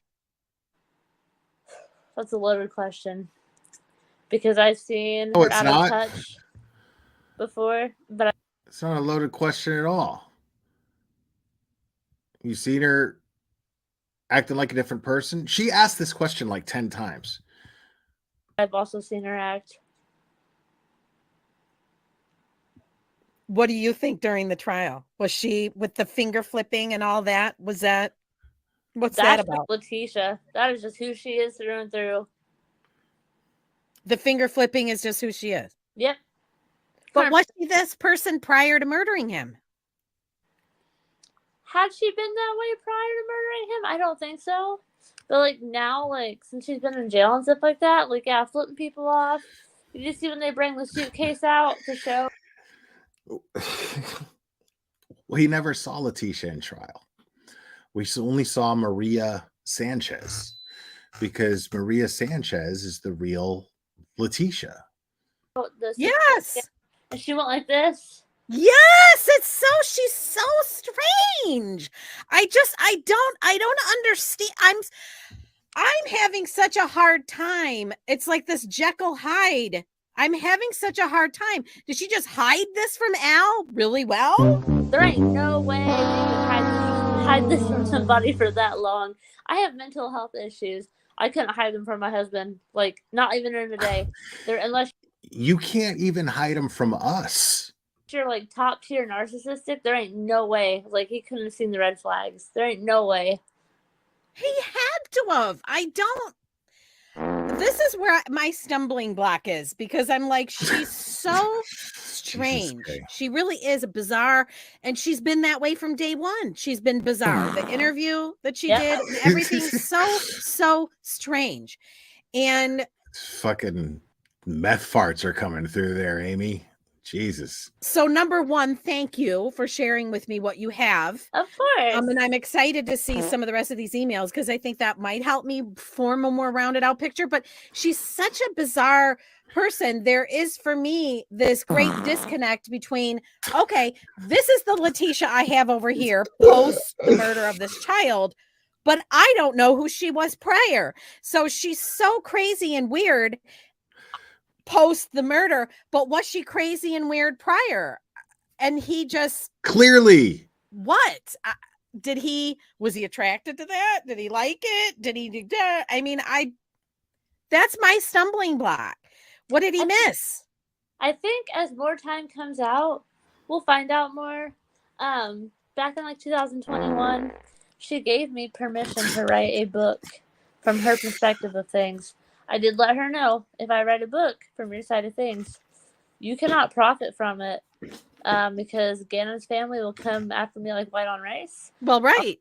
I was like, so, but what I could do for you, if you give me this permission to write this book, you can't get any financial gain, but I'll load your commissary up for the rest of your life. She's like, deal. That's financial gain, she agreed, stupid. So she agreed to that. Mm-hmm. Oh So, like, I want to reach, that was back, like, fucking last God, year. bro. So, like, I want to reach back out to her, hopefully sooner than later. I know she's still out of Paso County Jail. So I might try to reach out to her and be like, look, I know you said that I could write a book from your side of things. If you're still cool with that, like, I am all for it. And You fucking dummy. You know that that's still financial gain, right? You know that she's still, like, you just said it, by the way. Like, if this book ever comes out, like, I'm going to the authorities with this video. Like, easy. Like that. I'm going to Landon. I'm going to Al. I'm going to be like, dude, look right here. Make no mistake about it. I won't even try to, like, deny it or sugarcoat it. Like, the first fucking thing I'm going to do is show them this live stream. keep my promise. I'll keep her commissary loaded. Well, that'll be interesting to see if she. So do you have plans to speak to her soon? I know you said you haven't talked to her since the verdict. I'm gonna try. It just depends on. I can set up. I can't call her. She has to call me. But I can. And she hasn't yet. She hasn't tried calling. She hasn't tried calling you. No, but I can set up. Yeah, video. for those of you who think that I'm streaming this off of YouTube, I'm not. It's downloaded, so this is in my computer. So. So how did you like that? Loved it. I want to ride that horse again sometime. Ooh, yeah. Wow. Hey. Let's keep it clean in here. So I need to figure out when her video visit schedule is. Because it alternates every month. Like, sometimes she's out at night. Sometimes she's out at day. How do you think she's handling the verdict? Do you think she expected? Honest to God, I think she expected nothing less. She had no emotion. She had the audacity after she got the sentence to be like, can I pick what prison I go to? I think that was her only concern. She became institutionalized back in 2021. Ooh, you suck. Institutionalized. She's used to it. Yep. She's used to the structure. Do you think she finds comfort in that, in the structure? She does. She flat out told me. She's like, Amy, you know, one of my favorite things about being here, even though it's not optimal, I don't gotta do no one's dishes. I don't gotta wash anybody else's clothes. I just gotta look after me. I get my food cooked for me. And I told her, I was like, there ain't no way I could survive in prison. And you know what she told me? I told her, because she was telling me prison stories one time. I was like, there ain't no way I could survive a week in jail. Lakeisha looked me dead in the face on video chat. I'm pretty sure I had that recorded too.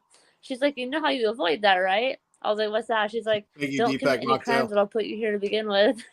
Well, right, exactly. Don't do the crime if you can't do the time. So she kind of, it's like she's at. I'm a fucking idiot. I'm a fucking idiot. I'm a fucking idiot. I'm a fucking idiot. Jesus, man, get it together, bud. Man, I don't know. What does she say the food is like? Does she describe the food? Yeah, she said the food's terrible. Which is probably why she gets so much. She orders commissary stuff. Commissary, and she signed a waiver to go on a kosher diet. Has she lost weight or gained weight in any way that you? She's gained weight. Bro, I'll show you videos. Are you blind? Like, yaks, you just fucking saw the trial. She stood up like fucking a shit ton of times. What do you mean? She clearly gained weight. First day of trial, I was like, oh shit, she gained weight. What are you talking? How? You sat here and you went over this trial with your shitty second canceled channel. You went over the trial. You ran your mouth most of the time, but you went over the trial yourself. You showed it. You showed her. You showed her big, robust, greasy-haired ass. You saw it for yourself.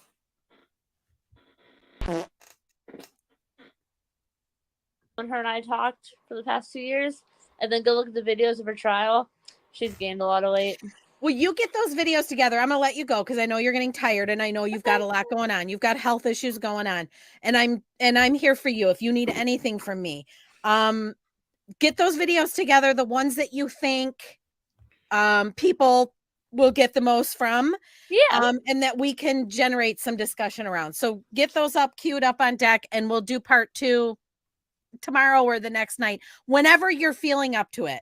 Okay. Don't push yourself. I know you got a lot going on. Hey, give me some time because everything's on my Google Drive on my laptop.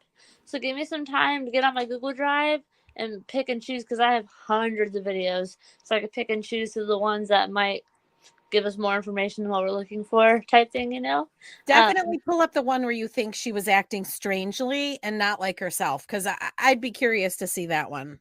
Yeah. I'll dig around. And then Strangely and not like herself, because when she was sitting there talking about fucking ninjas in the last video, that wasn't strangely, right? That wasn't strange at all. Like, she was deliberately trying to act crazy in the video that we watched in the last one. What are you talking about? I'm gonna go ahead and send you we're friends on Facebook, right? Yeah. I sent you a friend request. So yeah. Okay, cool. Yeah. You should have gotten it. Yeah. Okay. From my main account. So, and thank you, Amy. Thank you so much for giving me this time and agreeing to do a part 2. And let's see how this goes. Let's see if I promised you some cut of the action. Right there. This generates some good interest. I hope it does. Okay. I want to capture that moment right there. Okay. That moment is significant because if you remember earlier in the stream, I showed the video, or I showed the comment that this Amy person left on my last video. And right here, it was just confirmed that not only did Amy know that she was being recorded and that this was going to be aired, but B, was promised a chunk of the profits made from Kay's Patreon and whatever paywall she put this behind. Okay? And this is somebody who deliberately put her kid on camera during this. Okay?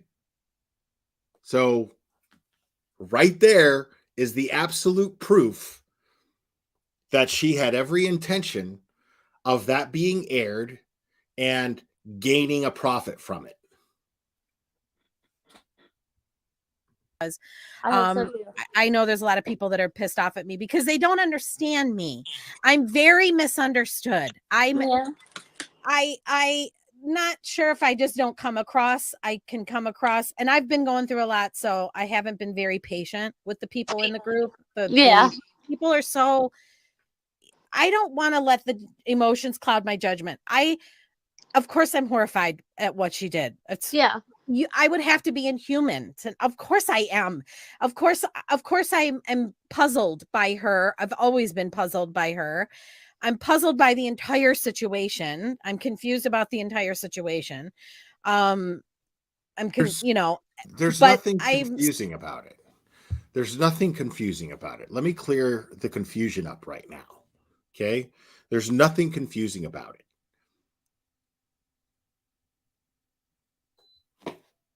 Letitia murdered Gannon in cold blood, viciously. And people have been doing this since the beginning of time. It's in the Bible. Because the reason why Cain murdered Abel in the Bible is not a whole lot different than why Letitia murdered Gannon, is it? When you really think about it. Jealousy, envy. So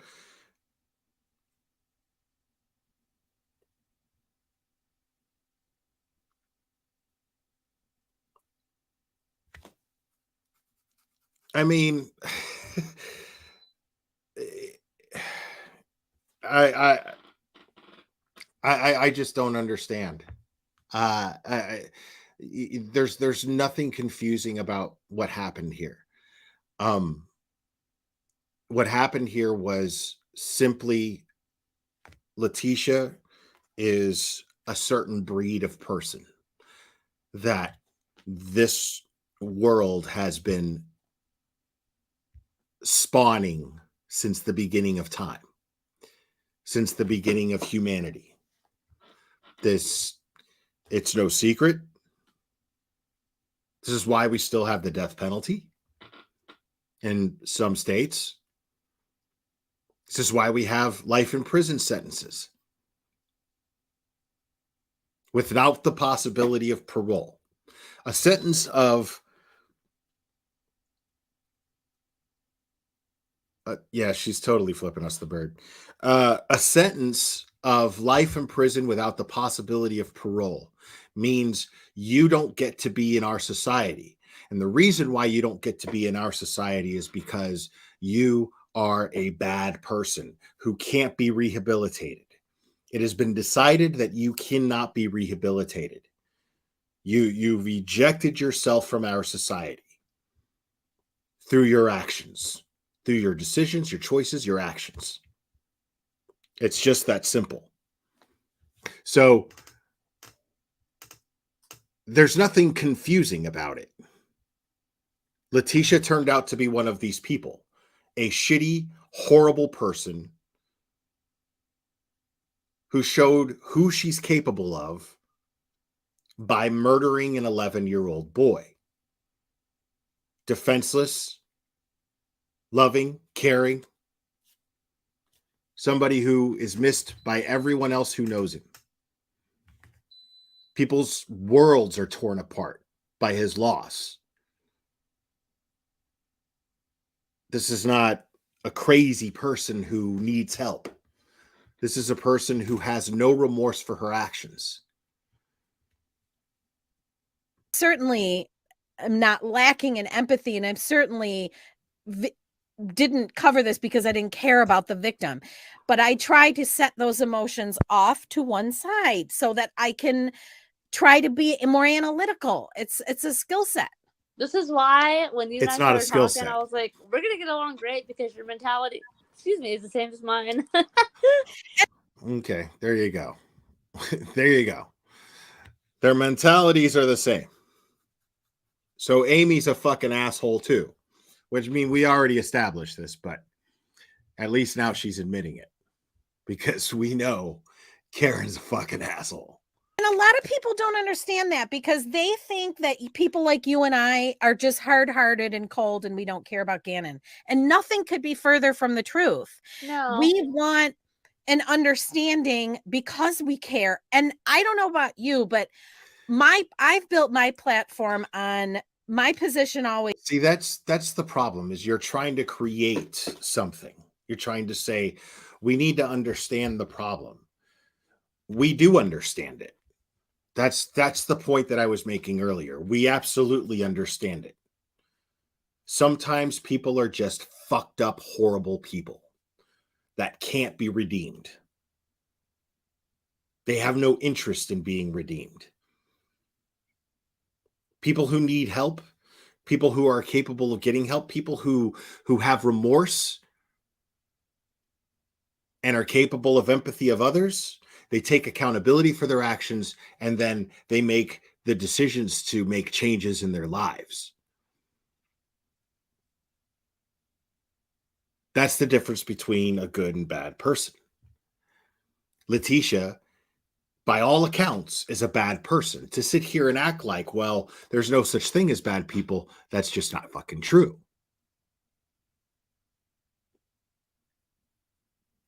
Because if what a person does with their existence is mostly bad and has absolutely no intention of changing, well, then they're bad people by definition. I mean, it's not a crazy thought, and it's not an ignorant one either. It's simply accepting a reality. Even people in psychological circles will tell you the same thing. They'll say, well, some people, they're just untreatable and they're too dangerous to be let out in society. There's no psychological treatment for what this person has. They're simply bad. You can't help them.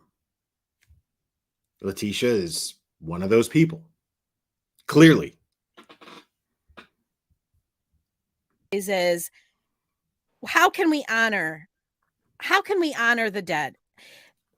Well, opening a vein and crying and carrying on, and I feel like Landon probably feels like I judge her for some of the stuff that she did, like the challenges and the things and stuff like that. I don't judge her. I just was puzzled by it. But I think this is canceled Karen trying to not get a lawsuit because she's already got a $10 million one. This is canceled Karen going, man, I really hope that nobody recorded those other videos where I was trashing Landon and I was basically saying that it was just as much Al and Landon's fault and that they are partly responsible for what happened to Gannon. I hope nobody was recording that. So this is her trying to create a fail safe, not a fail safe, but she's trying to create a cushion to fall on here. Basically she's just trying to fucking cover up the fact that she basically accused these people and said, well, she didn't make accusations. She just made assumptions about their personal lives and then led her chat to think that their actions somehow played a part in Letitia killing Gannon, which is one of the most irresponsible and disgusting things that anybody can do. A great way to honor a child like Gannon, because and you know this, there will be more, and there have been many before him. Right. A great way to honor is to at least try to get some understanding that might go deeper than a trial or might go deeper. Try to get some understanding that you can then parlay into. Okay, here's the reason why we don't do that. A, because it's already been established. In a court of law, it was established that he got justice. It was established that Letitia is just a shit person who belongs in prison for what happened. And the other reason why we don't do that is because we respect the dead by letting them rest in peace. By doing what you're doing after justice has already been served and trying to demand that we sit here and start looking into Gannon's dad for some accountability as to what happened to him, what you're doing is disturbing the peace. You're disturbing his manner of resting in peace. That's disrespectful to him. So if you actually understood respect for the dead, that you would see justice was served, and that acted as a method for him to be able to rest in peace. That was the next step. Because now Landon and Al have seen justice. Lena has seen justice. Harley has seen justice. And so because these are people that Gannon loved, they have some relief. And I would like to imagine the spirit of an innocent child being able to have that as a method to be able to rest in peace. And I mean, but how can we expect you to understand that? You know? Having discussions with real people who are having real problems, because I promise you there are other Letitias out there. There are other Gannons. There are other families, because this is the world we live in of divorce. Yes, and it's scary and it's true. But like I said, that's the whole reason why I got into the criminal justice system. I mean, there's other Letitias out there. So what can we reach them with this story? Because do you agree with me that if Letitia had just hit the pause button, if she just like that, huh? See, bad people don't do that. People like Letitia who are self-serving, they don't hit the pause button. They justify their actions in their own mind. They do shitty things and then justify the actions in their own mind. People incapable of taking accountability for their actions. Narcissistic people, for example. So you could sit here all day and you know, you could wish in one hand that Letitia would have just hit the pause button and then shit in the other. But the bottom line is, I'm convinced that Letitia didn't hit the pause button because she justified what was happening in her head as she was doing it. And you can tell all of the reasons why she was justifying these actions in her mind when she was lying to Al about it over the phone. She was justifying, she was saying, you don't love me anymore, making it all about her, making it all about Landon. I mean, she was spitting out her motive the entire time. She didn't know how to do anything else but to make it about her. So when someone who behaves like that and stabs an 11-year-old boy 18 times, shoots him in the head, and bludgeons him to death, well, that tells me that that person was justifying their actions in their mind while they were doing so. And that's just pure evil. Because as we know, there's no justification for doing that to anyone. So to sit here and then try to act like, well, you know, that's what made her crazy. No, that's what made her evil. Period. That's it. She was evaluated to find out if she was crazy. The one person in her corner shit the bed the entire time they were in court. Couldn't even back up her own theories. All she could do is spit out some sort of fucking resume about the documentaries and books she's written.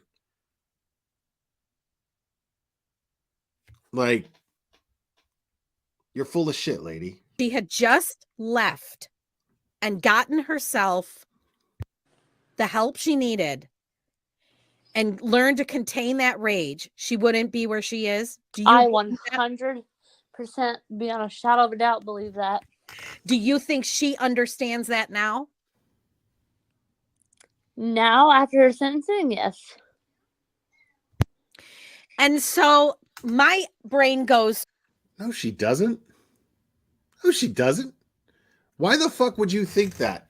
Like, what indicated to you that this person was going to now understand, hey, I probably should have hit the pause button and then gone and seen somebody? No, they would have done that. They would have at least admitted to the crime. They would have at least addressed the family, given them the respect and addressed the family and showed some remorse in doing so, genuinely. If they were this type of person, if they were capable of hitting the pause button and going to get help so that they could stop it from happening. Because she never showed any remorse. She had an opportunity to address the court. And what she did was put in a request for what prison she was going to be sent to. In her last moment, to the very last moment in that trial, she was thinking of herself and only herself. To the very last moment. That is a shit person. It's not somebody who needs help. That's a shit person. Because the situation she's in is as real as it gets. And here you are. If you want to be a good person, the rest of your days on earth are going to be worth something. You better beg the court for help. But she didn't do that. She didn't ask anybody for any forgiveness. This was a shit person. To how can Letitia's testimony to what she allowed herself to descend into, the madness, the rage, the anger that she allowed herself to descend into, what impact can that have on other men or women that are out there dealing with stepchildren or even dealing with their own children, and they have rage that's building inside them? They have rage and resentment and bitterness and hostility, and they let it build and they build and they build and they build, and then poof, it goes nuclear. How can we reach those people before they go nuclear and destroy their own lives? And I think this case has shown how important getting mental health treatment is. Yeah. I'd be lying if I said I went to the psych ward twice, because I knew that I had some mental issues going on. Not homicidal, but I had some mental issues I needed to work through that I couldn't do on my own. I feel like had Letitia hit that point and been like, you know what? I mean, but like, I think now, and I mean this from the heart, I think now is a great time for you to go and seek more help. You need to go let them know that you did this. This is something that you talk to your therapist about. If you have a therapist, you go to your therapist and you say, well, what I just did was I went on a YouTube channel and split the profits with somebody because I decided to create this strange, illusional friendship with the murderer of an 11-year-old boy because I was just simply nosy and curious and I needed attention. See, that's the kind of self-awareness that you need to have, and then take that to a therapist and then see what they say about it. Because this behavior is completely and totally fucking out there. It's not normal.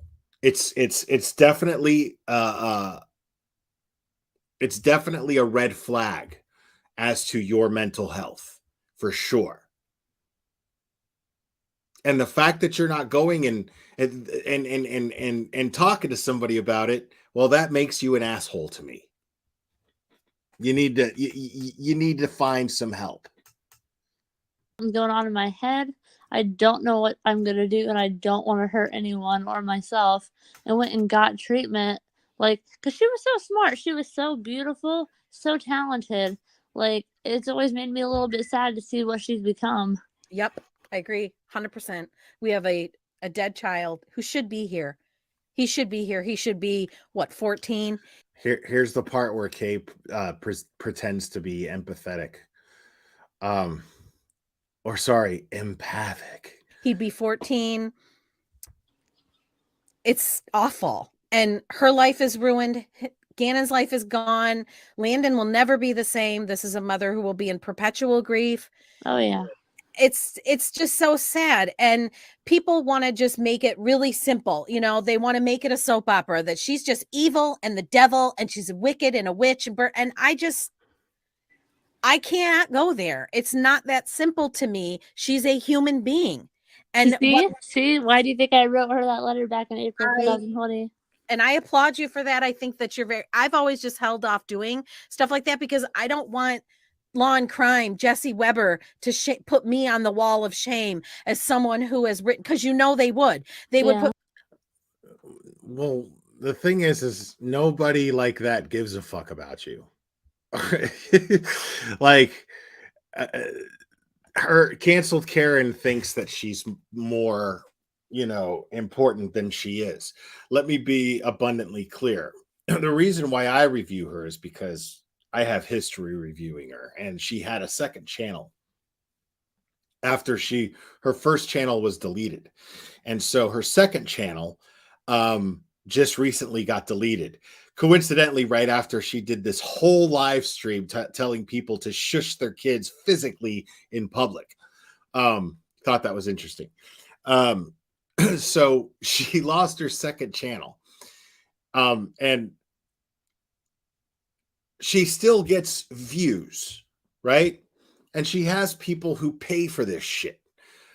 And the reason why I review this stuff is because even if there's one person in there who's maybe a teacher or, you know, somebody who is working for social services, anybody who interacts with children or anybody who interacts with people with mental health issues, it's important that I provide the perspective of the bullshit that she is. So it's a moral dilemma. I just can't let it go. She won't shut the fuck up, so I just can't stop exposing her for what she is. But the delusions of grandeur, Sinner 1977, absolutely. Delusions of grandeur. She believes that Law and Crime gives a fuck who she is. She doesn't even have a channel anymore. So Law and Crime's not going to give a fuck who she is. She's not going to get on the wall of shame. And you can tell by her demeanor that she aspires to this. We're talking about somebody who, there's a voice clip of her going, "She's such a bitch." She's talking about Shanann Watts or Shanann Ruchik, I should say. And it was in the Watts Netflix special that they did. And she got really mad that they didn't credit her for being the person who was publicly insulting the victim of a family annihilation. So, yeah.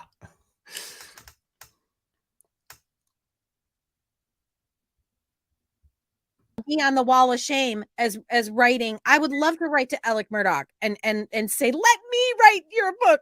I would love to write to Letitia. I would love to write to these people. I don't want to be on the wall of shame as being, oh, she sides with, I get accused of that. It's because you will never write a book that's ever going to get published, and you'll never get one of these idiots to get you to be the one to do it.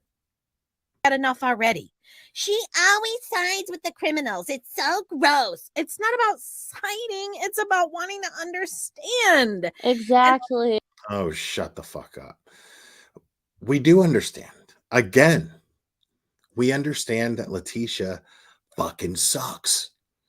She's a bad person. It's just that simple. That's my diagnosis. She's a shit person who feels no empathy for others. You could break it down psychologically all you want, but the bottom line is, even experts say that what she has can't even be treated. She doesn't give a fuck about human life. She doesn't give a fuck about anything but herself. And she's already murdered an 11-year-old boy. You can't help someone like that.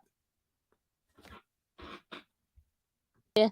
My biggest thing is, like, I want to learn what makes these people tick. Yes. What better way to do it than to do investigations on this case, get to know them. What lit the fuse?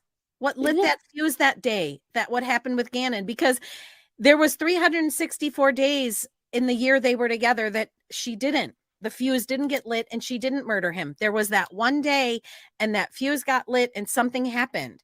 So I'm excited to see what else you got. I'm going to let you go rest. I'm going to upload this for the Patreons, and then I'll keep you in touch. We'll see what kind of interest this generates, and if people please do. When you upload it, could you send me a link so I can watch it? Yep. No, I will send you the StreamYard. I'll send you this link so that you don't have to pay. Can you send it to me so I can see myself on the computer? Can you please? I want to see myself be a fucking asshole on the computer, please. Pay for Patreon. Okay. Yeah, you're awesome. All right. Thank you so much. And I'll be talking to you over the next day or so. Thank you. Yes, ma'am. Thank you for your time. Rest easy. You too. Okay. Have a good night. You too. Oh, shit. I'm sorry. Bro, seriously, get the fuck out of here. You dumb motherfuckers. All right. So you know what I'm going to do? I'm going to make more coffee. And I'm going to open the phone lines. I've never opened the phone lines for late night callers.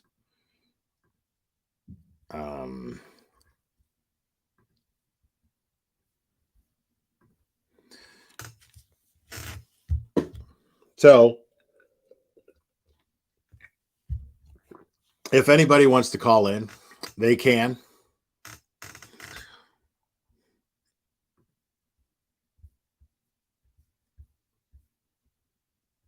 I'll just wait for that first call.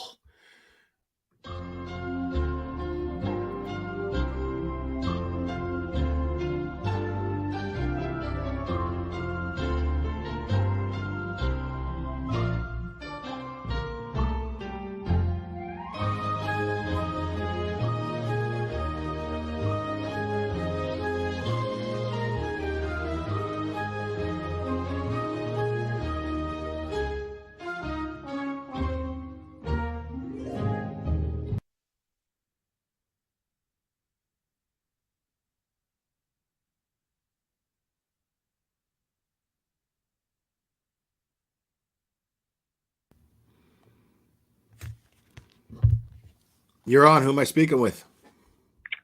It's Christy. Hey. What's up, Christy? Treat. What are you doing?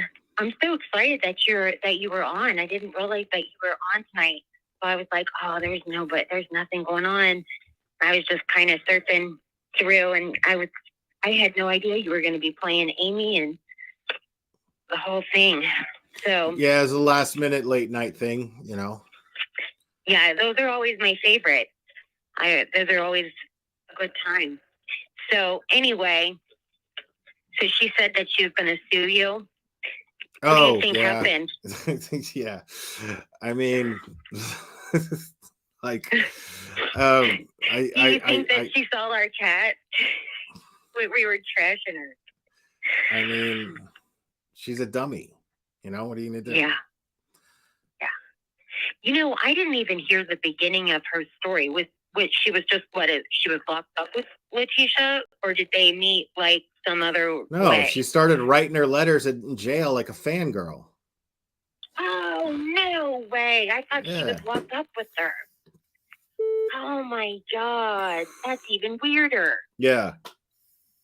Oh man. Yeah. That's really bizarre.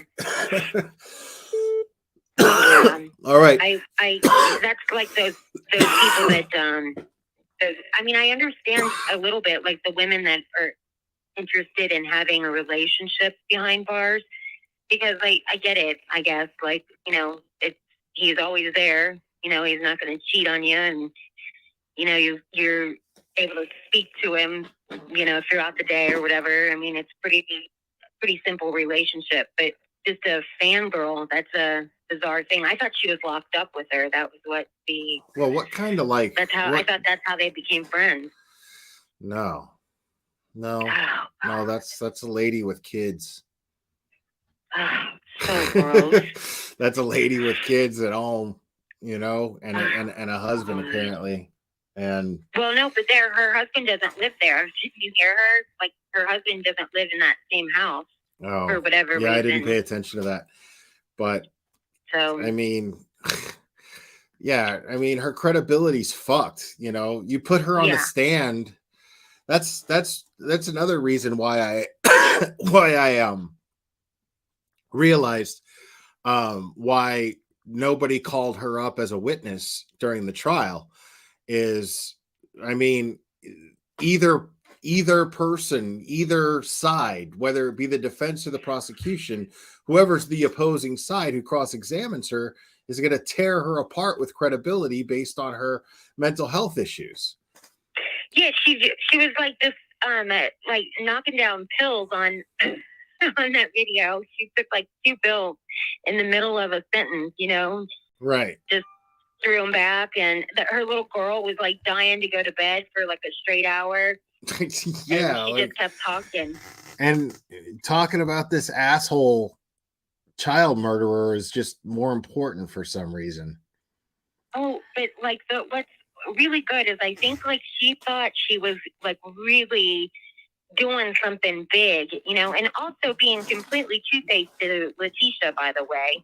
So she's a shitty person all the way around. Pretty wild. And so Letitia thinks she's being like a real, you know, a real true friend, and she's not. So anyway, then she like I guess got a load of you in this chat reviewing her. She wasn't ready for that. She thought she was a probably rock star. So embarrassed. She thought she was a rock star up until I got a hold of her. I know. She literally thought, she was like, "Oh, can you send me the link so I can send a copy of this to my grandma?" Yeah, I want everybody to see. God, and she saw our smart asses, and that was the end of it. Oh my God! What else? Oh, I was going to tell you something. Wait. Oh, did you see any of the interviews with Landon or Al? Like any of these post I interviews? have not. I was thinking of going over them, but yeah, I have not done that yet. I've had kind Landon's of a crazy was week. Really good. Sure, hers was so good because she really she really talked about you know, just she said that the defense attorney stopped her as soon as it was over, and he stopped her on the steps leaving, and Keep he talking, told I'm her how listening. sorry he was. Keep talking, I'm listening. He told her how sorry he was, and and he said something to her like real, I don't know what it was, but he said something really touching, you know, and she said that she could just see that, you know, the trial had taken a huge toll on him, and she was so empathetic towards it. You know, she was saying like, I just can't imagine having to be in that position to, you know, have to defend somebody that you know, that's like this, you know. And she said that also, you know, she said, I trusted her. She was supposed to pick me up at the airport, and she had my child in a suitcase. You know, I mean, she just couldn't believe it, you know, but she said she knew right off the bat that, you know, that she knew immediately that there was something wrong and that Letitia was involved. But she said that she just like kind of, I mean, she really, she cried a little bit and stuff, but she said that she was at peace, you know, and that, and she talked a lot about Gannon and stuff, and she just said that Gannon really loved her. And she said, I would have not felt as comfortable with her had Gannon not loved her. Gannon told me how much he loved her, you know? And yeah. I just, oh God, I cried so hard watching it. It was really emotional, you know? I was really grateful that I caught it. I forget what channel it was on. It was just like a news clip or something like that. I don't know who played it, but yeah, I know she did a news interview on her own. I already saw it. I know she did a news interview on her own afterwards, and so did Al.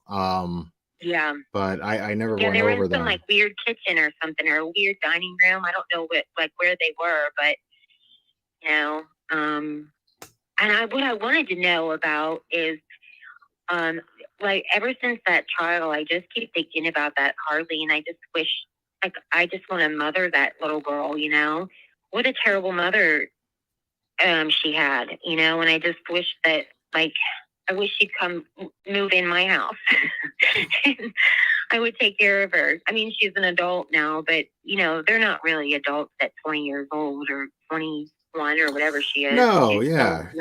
I mean, you know, and I just was thinking, how sad that little girl is, and I was hoping that like Al would still stay in touch with her, or you know what I mean? Like that little girl has nobody in the world now, you know?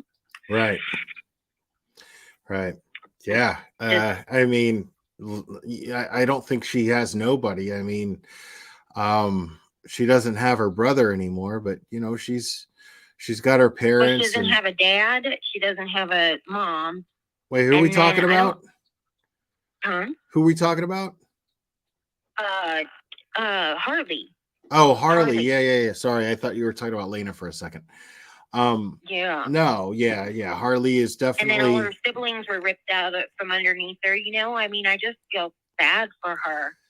I think she's. And I think she's so doing the shitty best she about her. can to find her own strength. She's doing well for herself as far as best as anybody in her position can. I saw somebody who is a very loving and caring person who very sweet girl. Right. Who on the stand had a hard time, but found the strength to tell the truth and testify, and yeah, and hopefully she'll get like a backbone, and as she's away from Letitia, and she'll get a little more confidence and and the fact strength.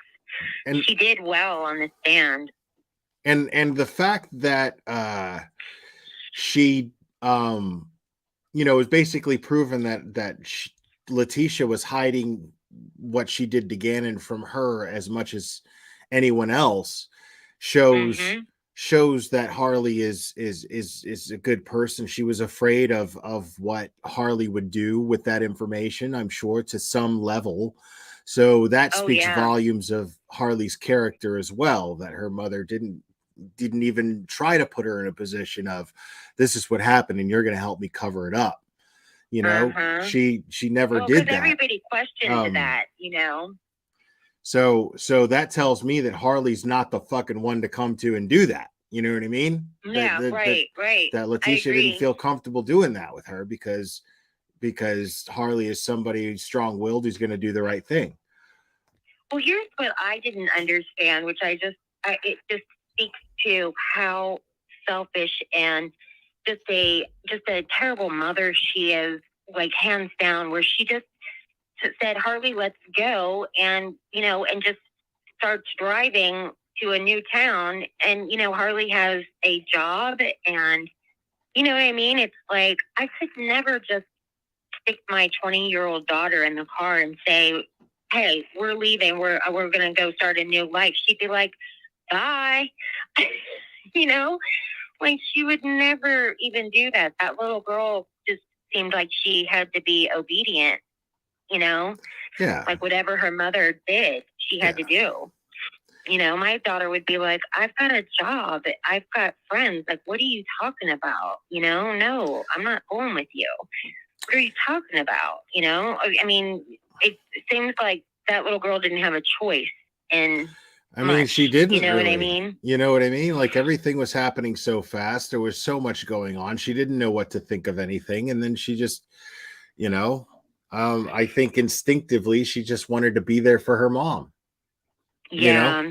I think, and I don't think there's anything wrong with that. I just would love to be like I would love to mother that little girl, and help her along, because there's going to be so much life is going to throw at her that she's going to need help with, I'm sure she'll be okay. She'll reach out to. I'm sure she'll be okay. Yeah.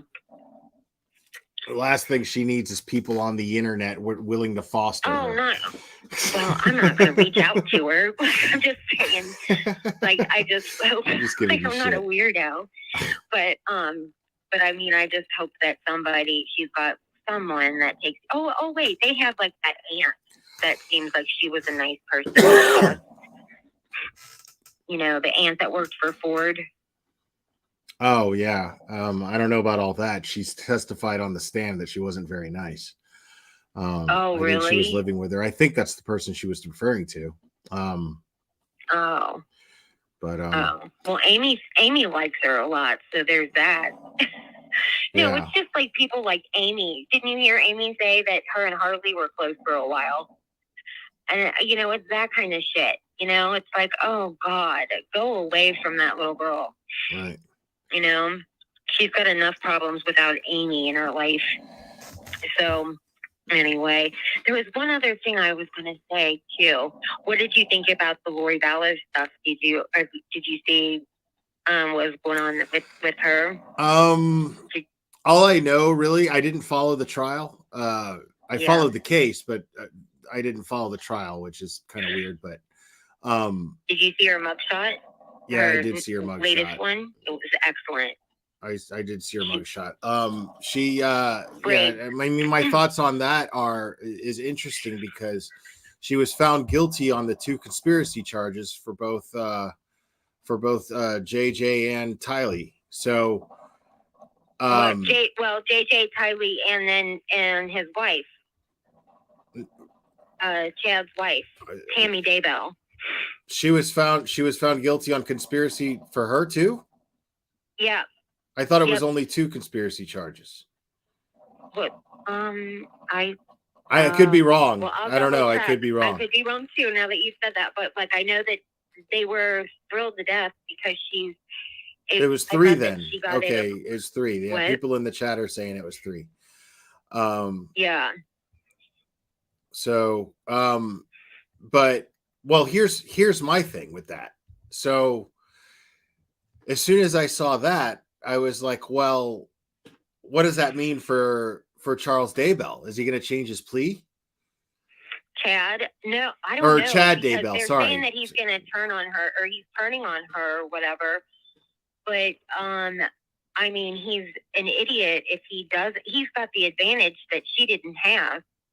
To me, now, see, people are going to be shocked by this, but to me, I think Lori is really a sick woman. I think that it's horrible that she was even charged with this. I think she needs to be in a mental facility. It took like over a year for her Lori? to be just Lori, yeah. But she needs to be in a mental facility? Fuck that. She belongs in prison. Mental problems. Fuck that. She belongs in prison. I don't give a shit. I don't give a shit about that. Listen to what I think, though. I think that Lori she was already having a lot of mental problems before she had ever met Chad. Well, then when she met Chad and he had been writing those stupid books and stuff, and he fed into her mental problems, and all of a sudden he's finally got the hot blonde cheerleader, right? And bro, I don't want to hear that shit. I don't want to hear that shit. And then the more she got married, she married this asshole. She conspired to kill. She conspired to kill Tammy with him. She ordered her wedding ring on her Amazon, on the wife's Amazon. Hold on a second. And then after she conspired to kill her own children, okay? Yep. After she conspired to kill her own children, she pretended like nothing ever happened. She walked around free as a bird, dogging the press. And no, this is not a person with mental health issues. No, this is a shit person like Letitia. She didn't believe that this was the end of the world for them. Fuck that. Lori belongs in prison. Oh, I think she's nuttier than a fruitcake. I mean, I've been studying this trial this case forever. Fuck that. And there's a really good podcast with it's the guy that was on Netflix or on the Netflix show, but it's what is it called? Hidden True Crime, I guess. And he's a doctor, and his wife is a journalist. And she's Mormon, I think, but they've interviewed just a ton of people for the last few years. She lied. Yep. She blew off the press. Everybody who confronted her about where are your children? She lied. Right. And then she was on a recorded phone call with her friend, and she was accusing her friend of betraying her. Yep. So this is not somebody who was confused, okay? This is a person who covered this shit up the same fucking way that Letitia did. Bullshit. No, this woman was having these problems way before she met Chad. I mean, she's really got problems. Bullshit. Well, you need to look into it a little more. I promise you might feel a little differently. It's not as though I think she needs to be free. she's, guilty. She needs to be in fucking prison. To be locked up, but I think she's really mentally ill. She needs to be in fucking prison. Yeah. Oh, I agree. But what I'm saying is that she is so mentally ill, and I don't believe he was. I believe that I feel like he was worse than she was, because I think he fully preyed upon her mental illness because he was just so enamored by her. And fuck literally that. She's a fucking adult. He was.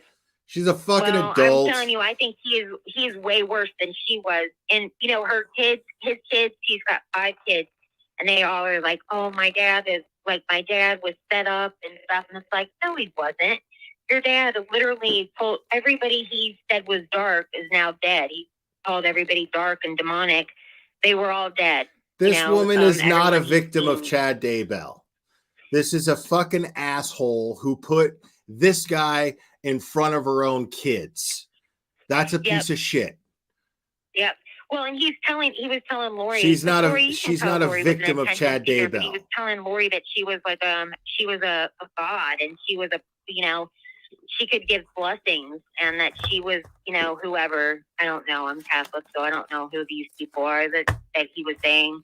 But like he was saying that she was like one of the most powerful people, and that she was a goddess, and that they would have been married, 5 times in a previous life or whatever. I mean, just full of shit. Like, he was just crazy, and she was so mentally ill. She fed into it and loved these it. fucking people But spoke she in didn't code. believe that she just didn't And then think, people are talking about it's she's crazy also gonna be talk. on No, trial these for people this, were speaking in fucking code. And the only fucking thing that they fucking wanted was money and to be left the fuck alone and have everybody else out of their lives. That's it. Oh, yeah. That was the motive. Yep. It's not, not, oh, we believe in the end of the world. But no, these people were speaking in fucking code so that they wouldn't get caught while they were plotting to kill people. And then they killed people to cover the tracks of the other people that they killed. So I don't even want to hear that shit. There's nothing crazy about that. That's diabolical and evil. Nothing crazy about that. That's a fucking excuse. They found in her post office box. I don't know. I mean, like, don't yell at me. I'm just telling you, I think she's really mentally ill. Now, the difference between her and Letitia is I just believe that Lori really is sick, and I just think that Letitia was not. She was putting on, and I think Lori really believed in that shit.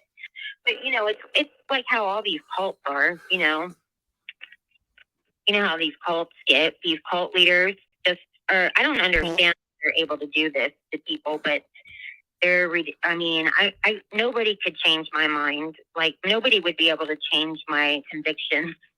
Like, I would just be like, you're nuttier than a fruitcake. I would never buy into any of that shit.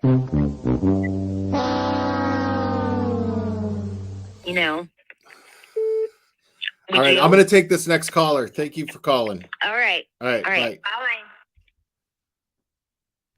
You're on. Who am I speaking with? All right. That person hung up. Line's open now.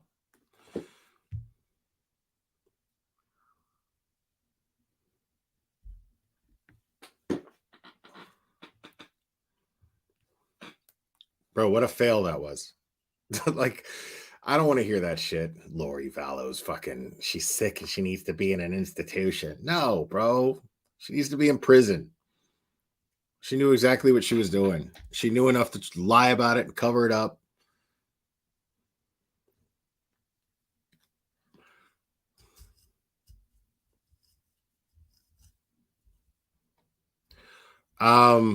No, now I just got the phone lines open. Like, I don't, I'm not ready to go to bed yet. So.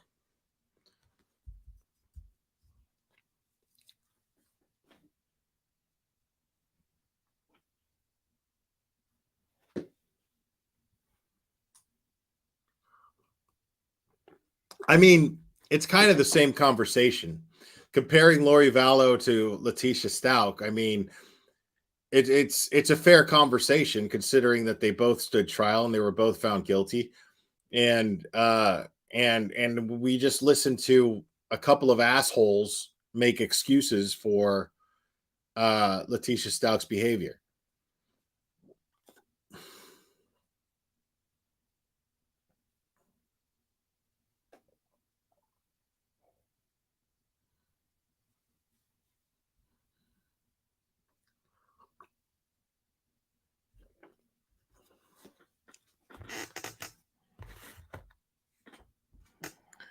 Yeah, two manipulating spiders. I don't want to hear that shit about Chad Daybell being fucking manipulative and blah blah blah. Yeah, I know he's fucking manipulative. But dude, I don't know any decent woman, a decent woman who loves her children, who's ever going to let anyone talk her into murdering her own children because they're zombies. No, bro. Get the fuck out of my face. You're on. Who am I speaking with? Hey, this is Maggie Kate. This is who? Maggie Kate. Maggie Kate? Yeah. Okay. Hi. Hey, something I was wondering. So is Critical K, is she gonna just like continue her Patreon? More than likely, Just put all yeah. the She content? needs money more than ever. Like, she just lost a $10 million lawsuit. And as you guys know, Critical K does not have $10 million. Okay, and when is that hearing on that, by the way? Oh, that's already done. Well, on the hearing on how much she's actually gonna have to pay, Right. I don't know. Oh. But it'll come across my desk at some point, I'm sure. Oh, I can't wait. You know it's at least going to be an amount that'll teach her a lesson for not even calling into court. Come on, they were even going to give her that. Yeah. No, and it's just so funny that she has this thing where it's behind a paywall and people are actually willing to hear her insight, like on crime cases, on the law. And this is a person who just lost a $10 million lawsuit because she thought that crying and making excuses was going to get her out of it. In the words of the great Bert Toast, nobody tell her that she still can get in trouble for that. I mean, it's just so funny, dude. It's just so funny. It is. It's a nonstop, like the lack of self-awareness is just astonishing. And the lack of brain cells in this conversation, my God. Yeah. Oh my God. Amy is like she's almost entertaining in the fact of like, okay, let's just like put out a little notepad here, just see how many times she can incriminate Nobody herself. with any credibility is going to agree to be talking to Karen like that on a, you know what I mean? Nobody with any credibility or self-respect is going to do that shit. I mean, no offense, but she sounds like a 10-year-old moron. I mean, it was asinine. I mean, no offense, but she might as well have brought like a little kid up there or something.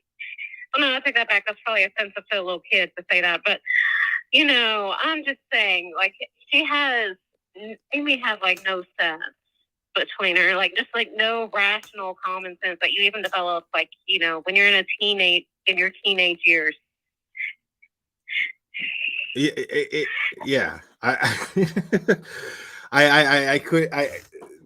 It's too funny to not, Yeah.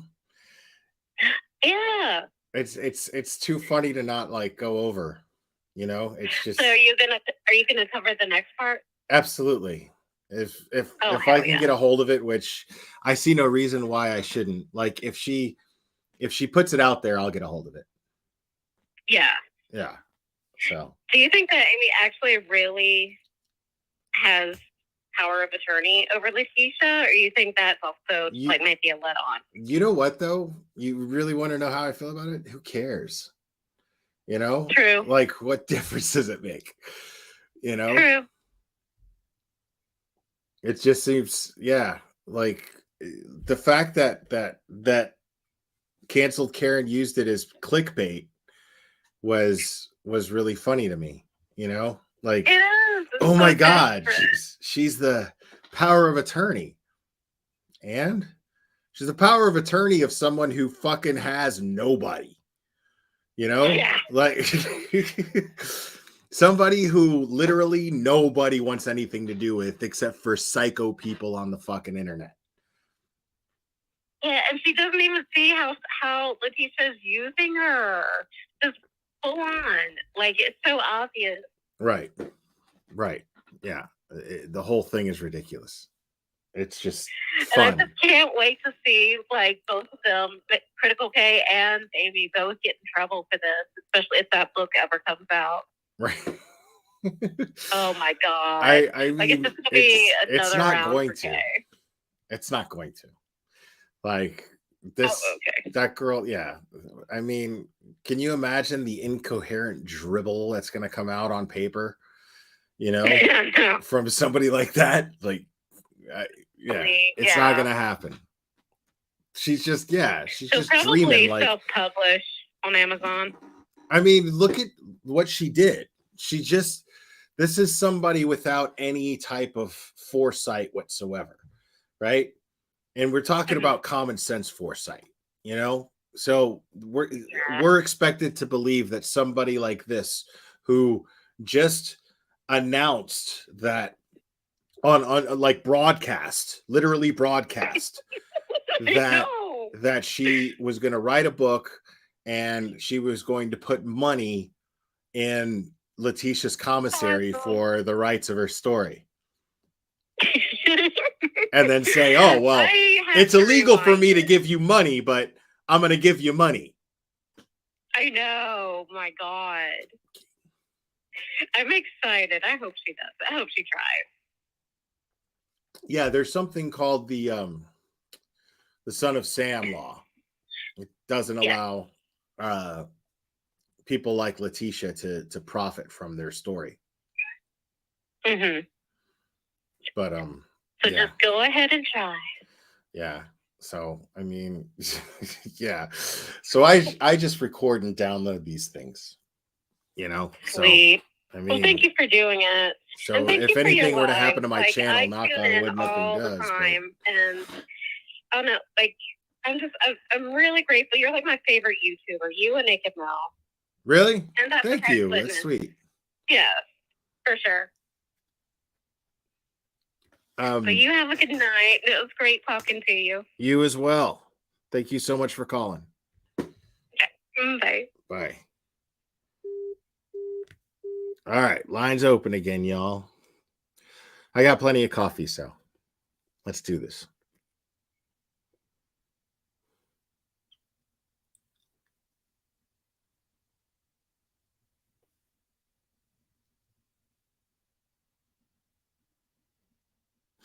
No, the law may not be enforced much, but it's enforced. I mean, it's going to be enforced in a high-profile case. Of course, it's enforced.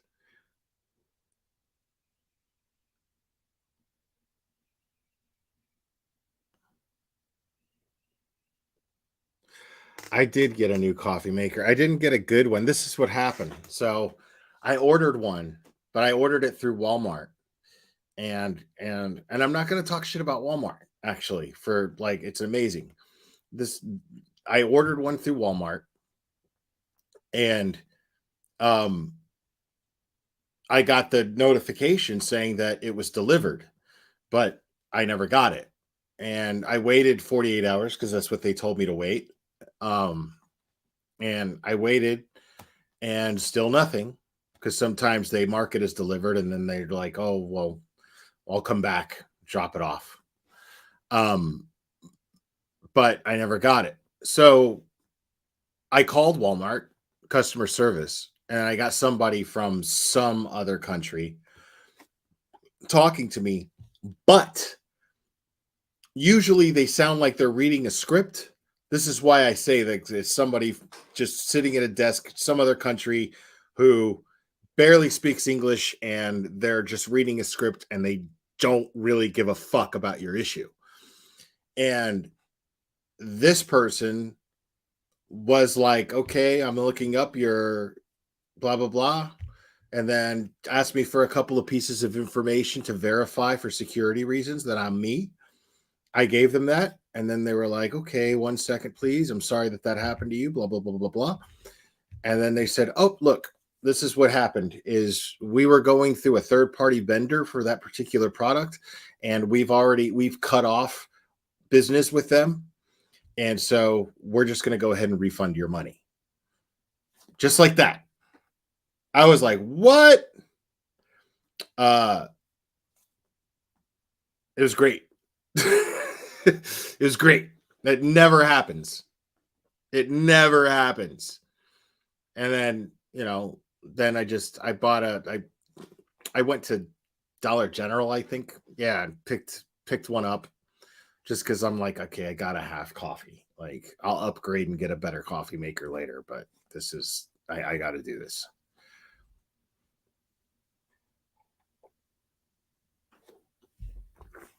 Nobody else is calling? No? Nobody?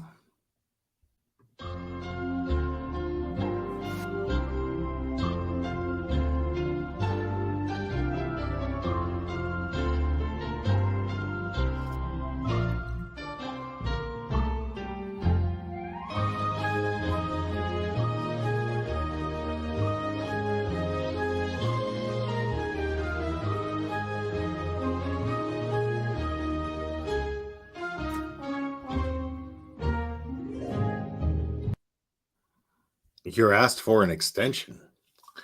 Really? You're asked for it? That can't be right.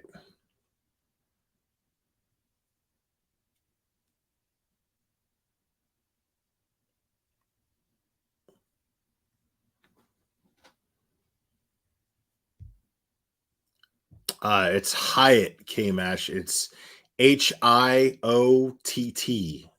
if I remember correctly.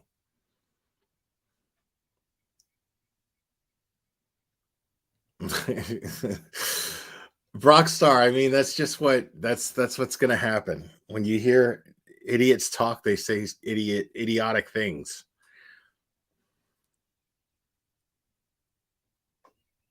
Oh.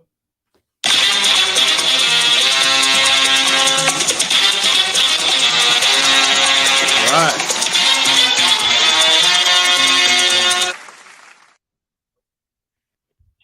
You're on. Who am I speaking with? Hello? Yes. Hello? Yes. This is Miss S. I'm bursting at the seams to call. I was calling the wrong number. That's why. Okay. This is who? Miss S. I'm in the chat, and I was calling the wrong number. I was calling a number that was asking for an extension. Oh, okay. Okay, well, Okay. now you got through. Well, this is the first time I've ever called in on anything like this, and I'm like bursting at the seams here. Okay. I watched your show. I'll call it a show. I watched it the other day, and I had to put it out of my mind to get through Mother's Day, and now I'm watching this again. This is a serious issue, at least as far as I'm concerned. I followed this case on different groups and different websites. There's a lot of people following this case. Yeah. For 3 years, a big emotional investment. And what these people are doing, and I could be wrong, but I am so happy that you are doing what you're doing, and do not fear any threats of lawsuits from Kay. Oh, I don't see that she'd even have a leg to stand on. Yeah. I really applaud what you're doing. I know that I'm operating completely within the boundaries of the law and ethics. So I'm perfectly secure in what I do. And I'm not even going to ask how you're doing it, but you're doing it, and I love that you're doing it. I'm just offering. I mean, you see bullshit and then you call it out. I'm giving you money. That's all I'm doing. Well, I see bullshit and I call it out. That's all I do. You're taking a bite out of her pocket I saw it on Reddit. Actually, and then I clicked on the link, and then I saw your video, and I was enraged. Yeah. Now here's my impression of Fangirl. At first, it was Linda Tripp. I thought she was doing a Linda Tripp on Letitia, but then I thought more into it. She's not that bright. No, not at all. She's not bright a at smart all. girl. However, to contact Letitia as long ago as she did, and then to record everything and get all this documentation, she's not that smart. Letitia, on the other hand, she's as sneaky and manipulative as anyone. That's what I'm known. saying is that it sounds to me like Letitia just trolled the shit out of her just to entertain herself while she's in jail, bored out of her mind. You ever been to jail? Right. It's the most boring fucking thing in the world. That, but Letitia's fucking all terrible. about making money. I mean, Letitia, she just admitted that she was going to help Letitia make money in prison. What do you think she's going to do with the money in prison? She's going to fucking use it for commissary. That's all she can use it for. So putting money in her commissary from the profits from the book means Letitia's profiting from the book. Right. So I don't know if there's either a Slayer law or a Son of Sam law. I don't know if she's technically evading it. However, I am going to report this to DA Michael Out. Absolutely. Because there might be some things that there might be something. Whether he can contact Al or Landon, they need to also file a civil suit, a wrongful death suit against her. Yeah. Because then they can garnish any kind of money that she would get. However, just because Fangirl says, oh, well, it's single consent, doesn't mean everything she gathered is legal. She's not that smart. I'm not going to believe it just because she says so. I don't know if she single party consent applies to you and I sitting in a room having a conversation. I can record that. Trust me, I've done this. To a supervisor, I've done this, and I knew the laws in the state. I don't know that it also applies to phone calls. I don't know that also applies to video calls. I don't know that applies to any contact with someone who's in a prison. The best chance that this woman has is to hire a ghostwriter, an experienced writer, and just give her all the shit that she has. You know what I mean? But the thing is that if there's any way of Letitia profiting from it, then it's not okay. But the reason why I bring that up is because I just don't see this woman even having just the simple intelligence that it takes to sit down and write a book that would ever even remotely get considered for publishing. I agree. I don't. She's too dumb. She's being used. She's she's too dumb to come up with all that. She had to have a more brilliant mind. But what does she do? So she's friends, buddy with Letitia, feeling bad for her that Harley got all that money. That's how empathetic she is to Letitia. She actually, and all of a sudden did that all change? She actually had some sort of animosity towards Harley for keeping the money and then not talking to her mom anymore, cutting her out of her life. Like the least she could do is let her have that money. From her. That's it. The least she could do is take that money and be like, you know what? See ya. That's. I mean, she's entitled to that money. She's entitled to that money and a lot more. Person. I don't begrudge, and I hope I'm not coming off wrongly. I don't begrudge anyone from writing a book and making money. And we don't even know if it's true. However, I do begrudge it being done the way I see it's being done, with money going back to Letitia. That is wrong, and I can guarantee you any person and every person who follows this case will back you up and be outraged over this. This cannot happen. It won't. It won't. I can guarantee you that it won't. It's and Kay, it's not going to happen. I mean, really, we know Kay didn't reach out to Fangirl because Kay didn't realize Fangirl even existed. Yeah. Fangirl reached out to Kay. Sure. Right. Of all people. Yeah, guaranteed that she showed up in one of her stupid chats. Or like what I think it was is she became a member. Letitia told her. Yeah, I think she became a member of Kay's group. And then and then they started. Letitia could have known of Kay. And I caught Kay acting stupid.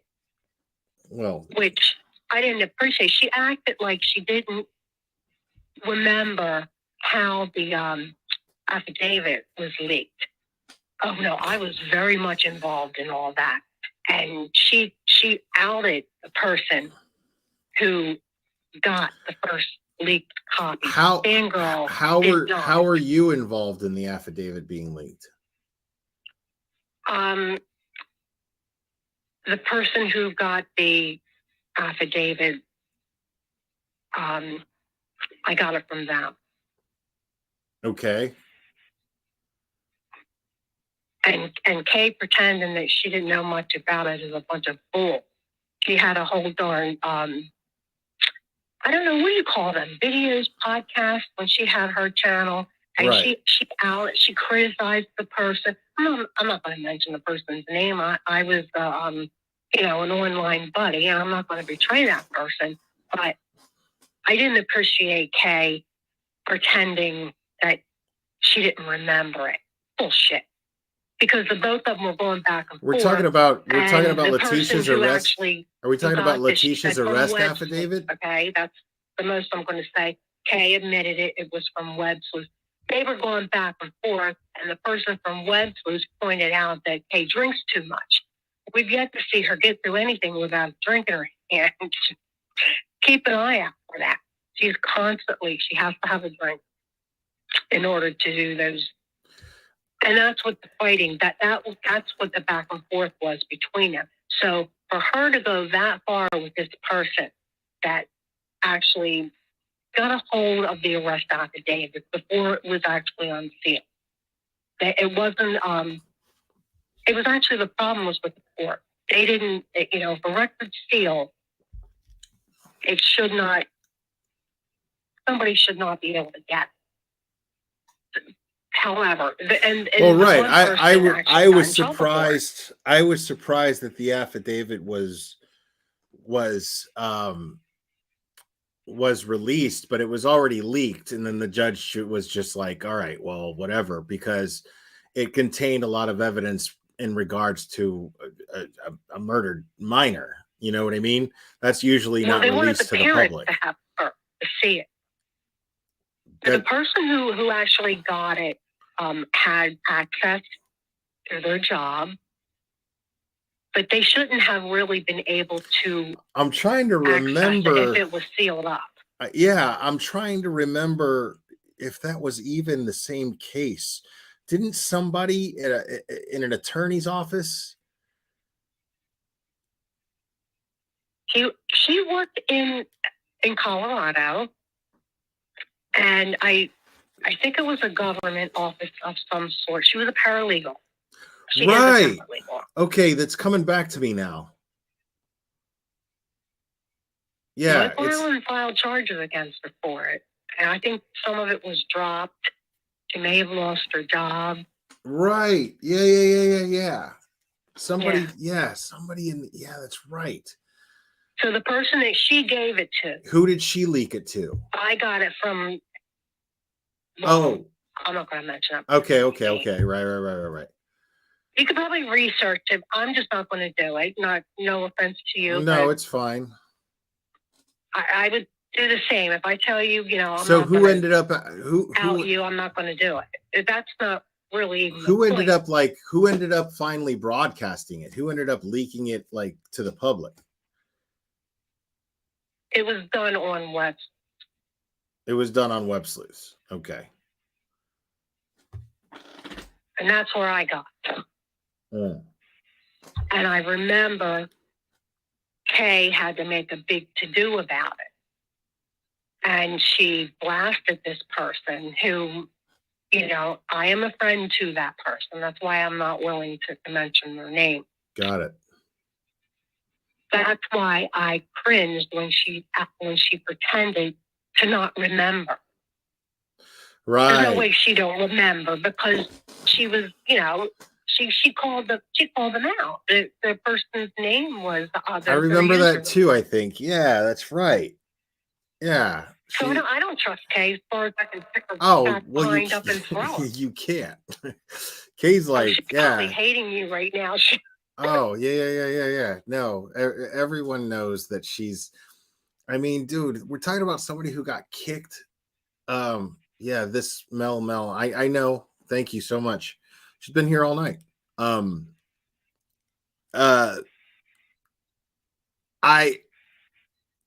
know, trust me, I know what Kay is capable of. And she's fucking vicious. She does not give a fuck. But this is the murder of a child. Right. And come on. No.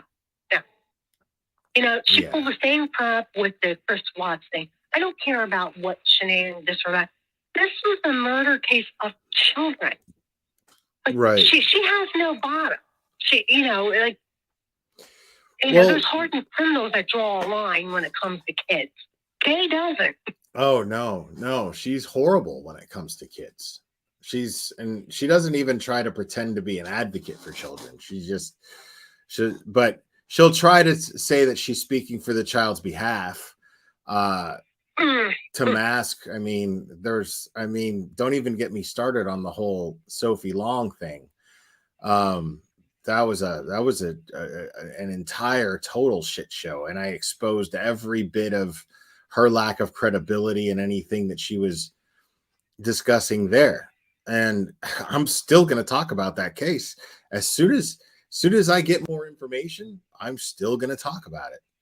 Okay, I found this on the web for as soon as I get more information. I'm still going to talk about it. Fucking Siri, shut up. But yeah, it's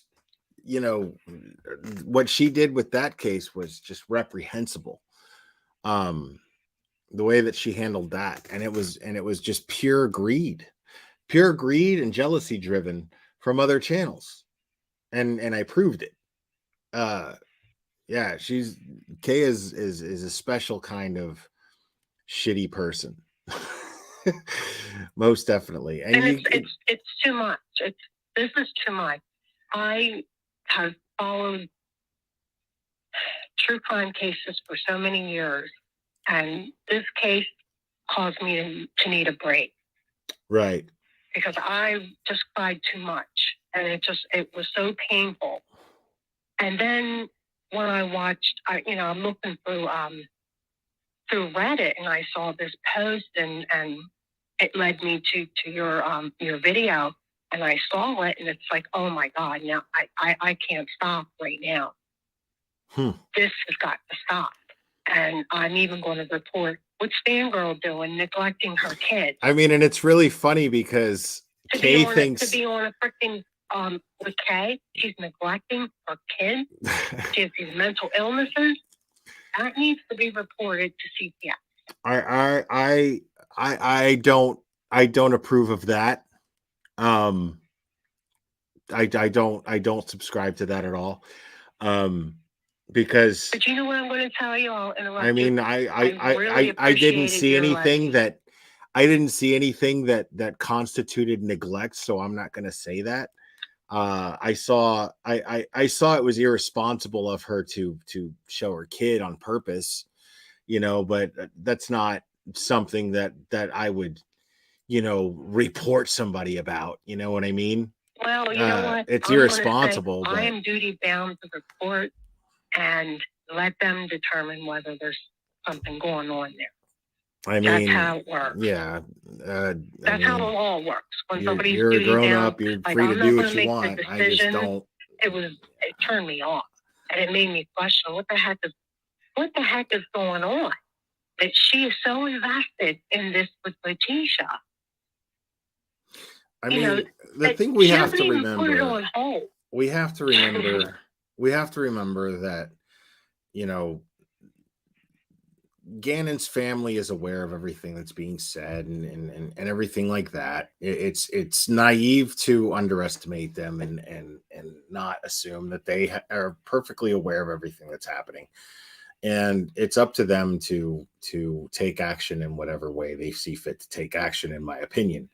You know, one of the reasons why we're talking about this tonight is just to expose the stupidity that's going on in you know in streams that are behind a paywall.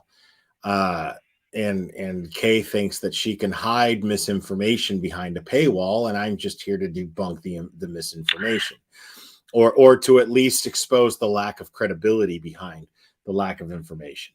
So you have a point there. She's hiding. That's all I'm here to do.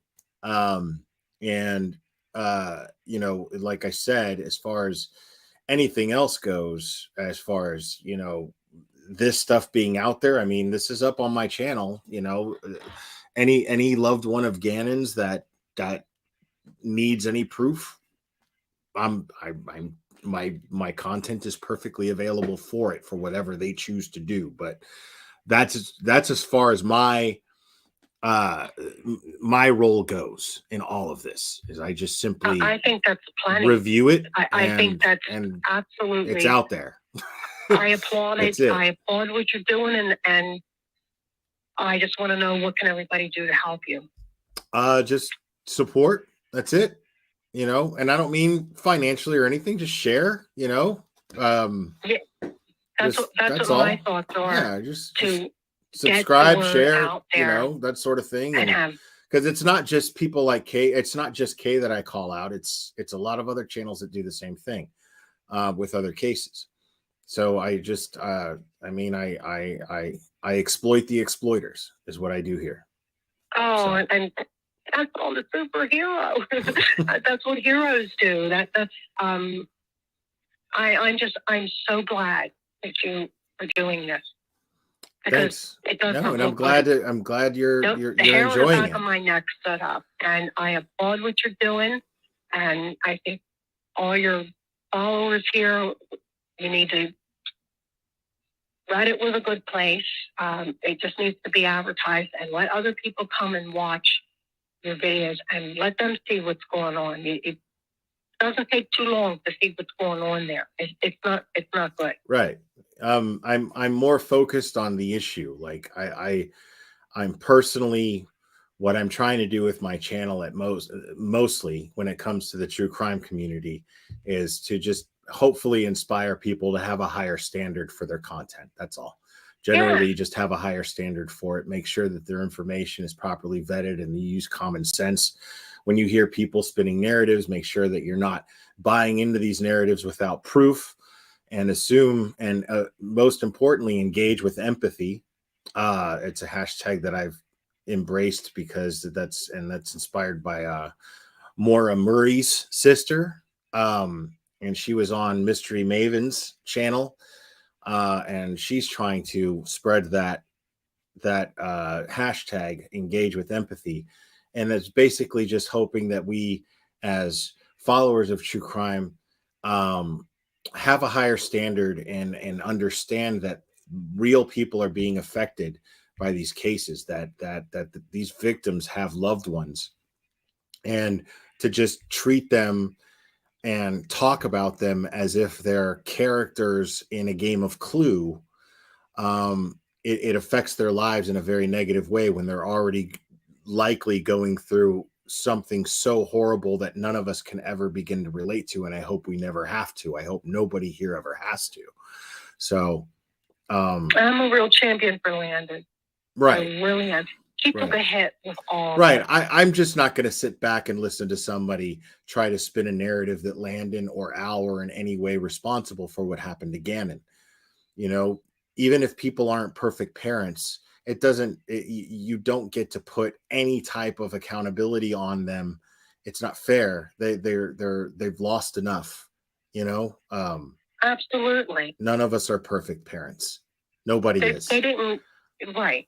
You know? Neither am I. Neither Right. am I. Nobody is. So it's really irresponsible and it's really shitty to imply these horrible things when they're grieving over something that I hope never happens to anyone. You know? And then to turn around and possibly be plotting in a manner that will funnel money to the murderer, which is an evasion of the law, is so wrong. Right. You know, if you're going to make money and you want to funnel it somewhere, give it to the parents.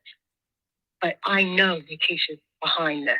She has to be, because Fangirl is just not that smart. Well, I mean, I don't know about all that. I mean, supposedly they don't even talk to each other anymore. I'm just saying, I think you're right that Letitia's the smart one between the two in their dynamic, but I think that Letitia's intention with her was simply to fuck with her. You know, just to have somebody there to visit with her via video. She's all by herself. She's in jail. There's nothing to fucking do. So she used this idiot to entertain herself. That's all she did. That's what I think.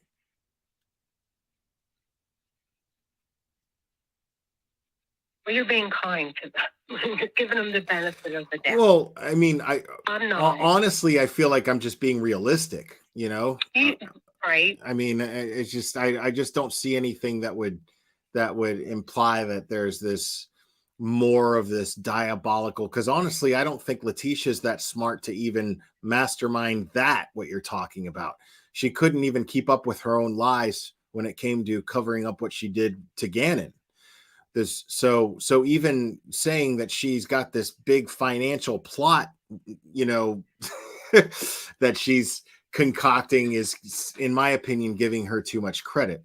I think that these are two idiots who probably thought of a scheme to use each other, and it's just going to hit a stalemate because they're both so fucking stupid. You know, like, depends on how bad. That's all I think is going to happen. She obviously exploits Fangirl. There's no two ways about it. Even though Fangirl, I think she exploited her simply for her own jail. That's the best of Letitia. I don't think so. I think it was just for her own in-jail entertainment. I don't think that she has any plan. I think she used her up for that and already got bored of her. And that's why she's talking now to canceled Karen. So that's what I think. Does Fangirl, does she say at what point she turned against Letitia? I don't know if she did say it. I didn't pay attention. I missed it. I'm not gonna think that deeply into it. And the only thing that gets me through that is I'm just not gonna think that deeply your into comedy it. that you throw in there. That makes it a lot easier to get through it. Well, the reason why I do is because it is that funny to me. The reason why I throw the comedy in there is because it is that funny to me. It's that funny to me that this person thinks that that canceled Karen thinks that she has someone credible on her channel, and you just had to listen to the most idiotic conversation between these two, and yet she put this behind a paywall, and there are people that think that this is insightful in some way, which is fucking hilarious to me.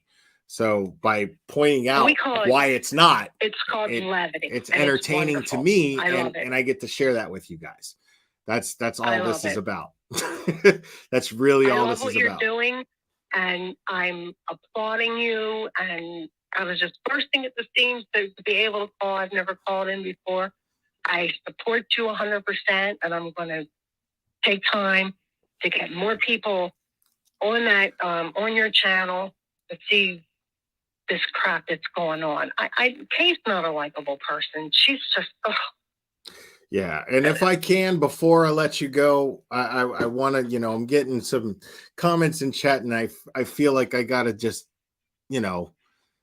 please reconsider the calling of CPS, and let me explain.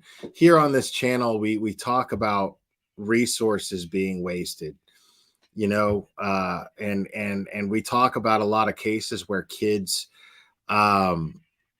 should have, where the system failed them, and a lot of it is because child services and organizations like that are understaffed, overworked, and I feel like without some real solid evidence and I just didn't see anything that merited calling CPS. So I'm just hoping to kind of talk you out of that if I can, reconsider it. Well, I'm not going to make because it's not something that we approve of here. It was off-putting. I am a mom. I understand that. Allowing her children to be seen, cut it off. I understand that, and I agree with you. Take a break, and that's what I agree with you, but we're just, I'm not. I'm not. We don't subscribe to people, on the internet calling people on CPS unless you see something that's like, holy shit, that kid needs help. I didn't see a holy shit that kid needs help. I understand. You know what I mean? Worry. I didn't see that happen. Don't worry. Don't worry. I'll reconsider what I said. I appreciate see your that. point. That means a lot. Thank you. It really does. I'm not. No sad. Yeah, I'm not even. I didn't mean to alarm you or alarm anybody else. Just the whole thing with her is just, oh my God, it is enraging. Sure. No, I get it. And I get all the emotions involved, but let's try to maintain rationality here and not let our emotions get the best of us. You know what I mean? We can discuss these things like adults and not get upset. I'm reined in. All right. Just keep up the good work. I appreciate it. I will do the best I can. Thank you so much. And thank you too. Bye-bye. All right. Have a good night. All right. See, look at that. That was all right. Thank you so much, Miss S. All right, guys. So I am gonna call it, I think, folks.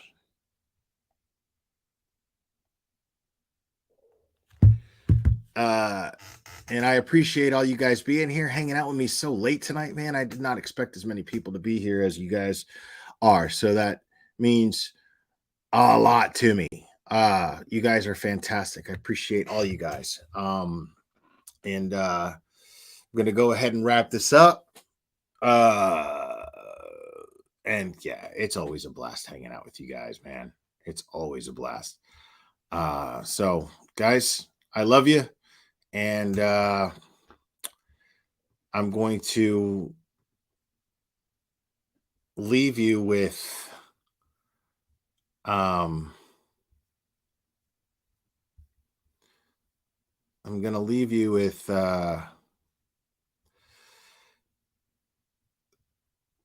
just why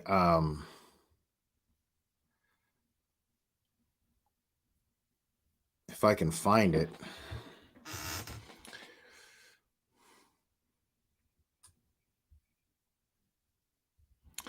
I'm going to leave you with why we were discussing this in the first place, and I don't ever want us to forget. Okay, it's what this is about is justice for this little boy. So I love you guys, and we will do this again very soon, my friends.